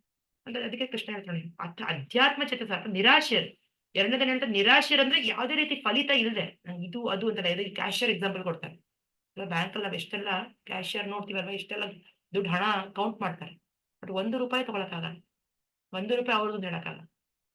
ಅದೇ ರೀತಿ ಇಲ್ಲೆಲ್ಲ ಇದೆಲ್ಲ ಕೊಟ್ಟಿರೋ ಕೃಷ್ಣ ಅವಂದ್ ಆಕ್ಚುಲಿ ಇದು ಭಗವಂತಂದಿದ್ದು ನಮಗ್ ಕೊಟ್ಟಿದ್ದಾನೆ, ಅವ್ನ್ ಸೇರಾಗಿ ಬಳಸೋದಕ್ಕಷ್ಟೇ. ನಂದು ಅಂತ ಅನ್ಕೊಳಕ್ ಆಗಲ್ಲ ನಾವ್ ಯಾವ್ದು. ಅವ್ನ ಸಹಾಯದಿಂದ ನಾವೆಲ್ಲ ನಡ್ಸ್ಕೊಂಡು ಹೋಗ್ತೀವಿ, ನಾವ್ ಎಂಜಾಯ್ ಮಾಡ್ತಾ ಇರೋದ್ರಿ. ಆಮೇಲೆ ಅವ್ನಿಗೆ ಬಿಟ್ಕೊಟ್ಟು ಹೋಗ್ಬೇಕಲ್ವ, ಅದಕ್ಕೆ ನಾವು ಹೋಗ್ಬೇಕಾದ್ರೆ ಏನೋ ತಗೊಂಡ್ ಹೋಗಕ್ ಆಗಲ್ಲ ನಮ್ ಜೊತೆ. ಕೃಷ್ಣನ್ಗೆಲ್ಲ ಕೊಟ್ಟು ಹೋಗ್ಬೇಕು, ಎಲ್ಲ ಪ್ರಕೃತಿಗೆ ಬಿಟ್ಟು ಹೋಗ್ಬೇಕು ನಾವು. ಅಷ್ಟೇ ನಮ್ಗೆ ಇಷ್ಟೇ ಅನುಭವಿಸಕ್ಕೆ ಪುಣ್ಯ ಕೊಟ್ಟಿರೋ ಕೃಷ್ಣ. ನಾವು ಅರ್ಥ ಮಾಡ್ಕೋಬೇಕು. ಅದರಿಂದ ನಾವೇನೋ ಕಳ್ಕೊಂಡ್ವಿ ಅಂತ ಅಲ್ಲ ಅಲ್ವಾ, ಇದು ಲಿಮಿಟೆಡ್ ಟೈಮ್ ಕೊಟ್ಟಿದ್ದಾನೆ. ಇದರಿಂದ ನಾವು ಸಾಕಷ್ಟು ಭೌತಿಕ ಎಂಜಾಯ್ಮೆಂಟ್ ಎಷ್ಟೇ ಮಾಡಿದ್ರು ಕಮ್ಮಿನೇ, ಅದ್ ಯಾವತ್ತೂ ತೃಪ್ತಿ ಆಗೋದೇ ಇಲ್ಲ. ಬಟ್ ನಾವು ಆಧ್ಯಾತ್ಮಿಕ ಸಂತೋಷ ಸ್ವಲ್ಪ ಮಾಡಿದ್ರೆ ನಮ್ಗೆ ತುಂಬಾ ತೃಪ್ತಿ ಅನ್ಸುತ್ತೆ ಅಲ್ವಾ. ಈಗ ನಾವು ಬದುಕಿದಷ್ಟು ಕಾಲ ನಾವು ಭಗವಂತನ ಸ್ವಲ್ಪ ಸೇವೆ ಮಾಡಿದ್ರು ತುಂಬಾ ಆತ್ಮತೃಪ್ತಿ ಆಗುತ್ತೆ. ಬಟ್ ಭೌತಿಕವಾಗಿ ನೀವು ಎಷ್ಟೇ ಎಂಜಾಯ್ ಮಾಡಿ, ಭಾಗವತದಲ್ಲಿ ಎಷ್ಟೆಲ್ಲ ಇದೆ ಆತರ ಕಥೆಗಳು. ಭಾಗವತ ಕ್ಲಾಸ್ ತಗೋಣ, ಚರ್ಚೆ ಮಾಡೋಣ. ಎಷ್ಟು ಎಂಜಾಯ್ ಮಾಡಿದಂತ ಒಬ್ಬ ರಾಜ, ಎಷ್ಟು ಭೌತಿಕವಾಗಿ ಎಷ್ಟು ಸ್ವರ್ಗಲೋಕಕ್ಕೆ ಹೋಗಿ ಅವ್ನು ಎಷ್ಟು ಅಪ್ಸರಿಗಳ ಜೊತೆ ಎಂಜಾಯ್ ಮಾಡಿದ್ನಂತೆ ಎಷ್ಟು ಮಾಡಿದ್ರು ಅವ್ನು ತೃಪ್ತಿ ಆಗಲ್ವಂತೆ. ಆತರ ಭೌತಿಕ ಎಂಜಾಯ್ಮೆಂಟ್ಗೆ ತೃಪ್ತಿ ಅನ್ನೋದು ಇಲ್ವೇ ಇಲ್ಲ ಅಂತ ಅದು ಈ ಪ್ರಪಂಚದ ಲಕ್ಷಣ. ಬಟ್ ಆಧ್ಯಾತ್ಮಿಕದ ಸಂತೋಷ ಸ್ವಲ್ಪ ಮಾಡಿದ್ರೆ ನಮ್ಗೆ ತುಂಬತ್ತೆ, ನಮ್ಗೆ ಆತ್ಮ ತುಂಬತ್ತೆ. ಅದಕ್ಕೆ ಇದು ಕೃಷ್ಣ ಮಾಡುವಂತಾರೆ. ಇದು ಪರ್ಮನೆಂಟ್ ಆಸ್ತಿ ನಮ್ದು. ನಿರ್ಮಮ, ನಂದು ಯಾವ್ದು ನಂದಲ್ಲ ಅನ್ನೋದು, ರೈಟ್? ಎಲ್ಲಾನು ನಾವು ಕೃಷ್ಣನ್ಗೋಸ್ಕರ ಕೆಲಸ ಮಾಡಿ ಇದನ್ನ ಮಾಡಕ್ ಹೇಳ್ತಿರೋದು ಕೃಷ್ಣ. ನಿರ್ಮಮ ಭೂತ್ವ ವಿಗತ ಜ್ವರ ಅಂದ್ರೆ ನೋಡಿ, ವಿಗತ ಜ್ವರ ಅಂದ್ರೆ ಏನಂತ ಕೃಷ್ಣ ಇಲ್ಲಿ ನಿರುತ್ಸಾಹಿಯಾಗದವನು. ನಿರುತ್ಸಾಹನ ನಾವು ಅನ್ಕೋಬಾರ್ದು. ಉತ್ಸಾಹದಿಂದ ನಾವು ಜೀವನ ಮಾಡ್ತೀವಿ, ಉತ್ಸಾಹದಿಂದ ನಾವು ನಡ್ಕೊಂಡು ಹೋಗ್ಬೇಕು, ಉತ್ಸಾಹದಿಂದ ನಾವು ಕೃಷ್ಣ ಪ್ರಜ್ಞೆ ಕಾರ್ಯ ಮಾಡ್ಬೇಕು, ಉತ್ಸಾಹದಿಂದ ಪ್ರತಿನಿತ್ಯ ನಡ್ಸ್ಕೊಂಡು ಹೋಗ್ಬೇಕು, ಉತ್ಸಾಹದಿಂದ ನಾವು ಜಪ ಮಾಡ್ಬೇಕು. ಇರೋದೇ ಅವಕಾಶ ನಮ್ಗೆ ಜೀವನ ಶುದ್ಧೀಕರಿಸ್ಕೊಳಕ್ಕೆ. ಆತರ ಕೃಷ್ಣ ಅವಕಾಶ ಕೊಟ್ಟಿದ್ದಾನೆ ನಮ್ಗೆ. ಮತ್ತೆ 31 ನೆಕ್ಸ್ಟ್ ಕ್ಲಾಸ್ ಕವರ್ ಮಾಡೋಣ. ನೋಡಿ 8:45 41 ಇಂದ 42 1 ಕ್ಲಾಸಲ್ಲಿ ಮುಗಿಸ್ಬಿಡೋಣ. 3ನೇ ಅಧ್ಯಾಯ ಮುಗಿಸ್ಬಿಟ್ರೆ ನಮ್ಗೆ ಕೃಷ್ಣ ಸೇವಕ ಲೆವೆಲ್ ಮುಗಿದಂಗೆ. ಓಕೆ, ಕೃಷ್ಣ ಸೇವಕನ 2ನೇ ಹಂತ ಏನಿದೆಯಲ್ಲ ಆ ಸಿಲೆಬಸ್ ಕವರ್ ಆದಂಗೆ. ಅದಕ್ಕೇನು 4 ರೌಂಡ್ ಕಮಿಟ್ಮೆಂಟ್ ತಗೋಬೇಕಲ್ಲ ನೀವು, ಅದನ್ನ ತಗೊಂಡ್ಬಿಡ್ಬೋದು. ಓಕೆ, ಫಾರ್ಮ್ಸ್ ಆಗ್ಲೇ ಕಳ್ಸಿದ್ದೀನಿ ಅಲ್ವಾ, ಶ್ರದ್ಧಾವಾನ್ ಕೃಷ್ಣ ಸೇವಕ ಫಾರ್ಮ್ ಕಳ್ಸಿದ್ದೀನಿ ಲಿಂಕ್. ಆ ಲಿಂಕ್ ಮೇಲೆ ಕ್ಲಿಕ್ ಮಾಡ್ಬಿಟ್ಟು ನಿಮ್ ಡೀಟೇಲ್ಸ್ ಕೊಟ್ಬಿಟ್ಟು 4 ರೌಂಡ್ ಕಮಿಟ್ಮೆಂಟ್ ತಗೊಂತೀವಿ ಅಂತ ನೀವು ಎಂಟ್ರಿ ಮಾಡ್ಕೊಂಡ್ರೆ ನೆಕ್ಸ್ಟ್ ಲೆವೆಲ್ಗೆ ಹೋಗ್ಬೋದು. ನೆಕ್ಸ್ಟ್ ನಾವು ಕೃಷ್ಣ ಸಾಧಕ ಸಿಲೆಬಸ್ ಶುರು ಮಾಡ್ತೀವಿ 4ನೇ ಅಧ್ಯಾಯದಿಂದ. ಇನ್ನೊಂದು ವಾರ, ನಾಳೆ ಮುಗಿಸ್ಬಿಡೋಣ ಇದು. ಅದಾದ್ಮೇಲೆ ಇನ್ನೊಂದು 2-3 ಕ್ಲಾಸ್ ಇದೆ, ಸ್ಪೆಷಲ್ ಕ್ಲಾಸಸ್. ಅದು ಬಂದ್ಬಿಟ್ಟು ಈ ಪ್ರಪಂಚ, ಭೌತಿಕ ಪ್ರಪಂಚ ಅಂದ್ರೆ ಏನು ಅದನ್ನ ನಾವು ತಿಳ್ಕೊತೀವಿ ಇನ್ನೂ ವಿವರವಾಗಿ. ಓಕೆ, ಭಗವಂತ ಯಾರು ಅದನ್ನ ತಿಳ್ಕೊತೀವಿ. ಇನ್ನೊಂದು 2-3 ಟಾಪಿಕ್ಸ್ ಇದೆ, ಸ್ಪೆಷಲ್ ಟಾಪಿಕ್ಸ್, ಅದನ್ನ ಕವರ್ ಮಾಡಿ. ಓಕೆ, ಸೊ ನಾಳೆ ಇದನ್ನ ನೆಕ್ಸ್ಟ್ ವೀಕ್ ಕಂಟಿನ್ಯೂ ಮಾಡೋಣ ಕರ್ಮಯೋಗ. ನಾಳೆ ಭೌತಿಕ ಪ್ರಪಂಚ ಏನು ಅನ್ನೋದ್ರ ಬಗ್ಗೆ ತಿಳ್ಕೊಳ್ಳೋಣ. ಇವಾಗ ಸಾಕಷ್ಟು ಅದ್ರ ಬಗ್ಗೆ ಮಾತಾಡಿದೀವಲ್ಲ, ನಾಳೆ ಭೌತಿಕ ಪ್ರಪಂಚ ಏನು ಟಾಪಿಕ್ ಕವರ್ ಮಾಡೋಣ. ನೆಕ್ಸ್ಟ್ ವೀಕ್ ಇಂದ ಇದು ಕವರ್ ಮಾಡ್ಬಿಟ್ಟು ಬಾಕಿ ಸ್ಪೆಷಲ್ ಟಾಪಿಕ್ ಕಂಟಿನ್ಯೂ ಮಾಡ್ಬೋದು. ಜೂನ್ ಎಲ್ಲ ಅದ್ ಮಾಡೋಣ. ಸ್ಟಾಪ್ ಮಾಡೋಣ. ಯಾವ್ದಾರ ಪ್ರಶ್ನೆ ಇದೆಯಾ?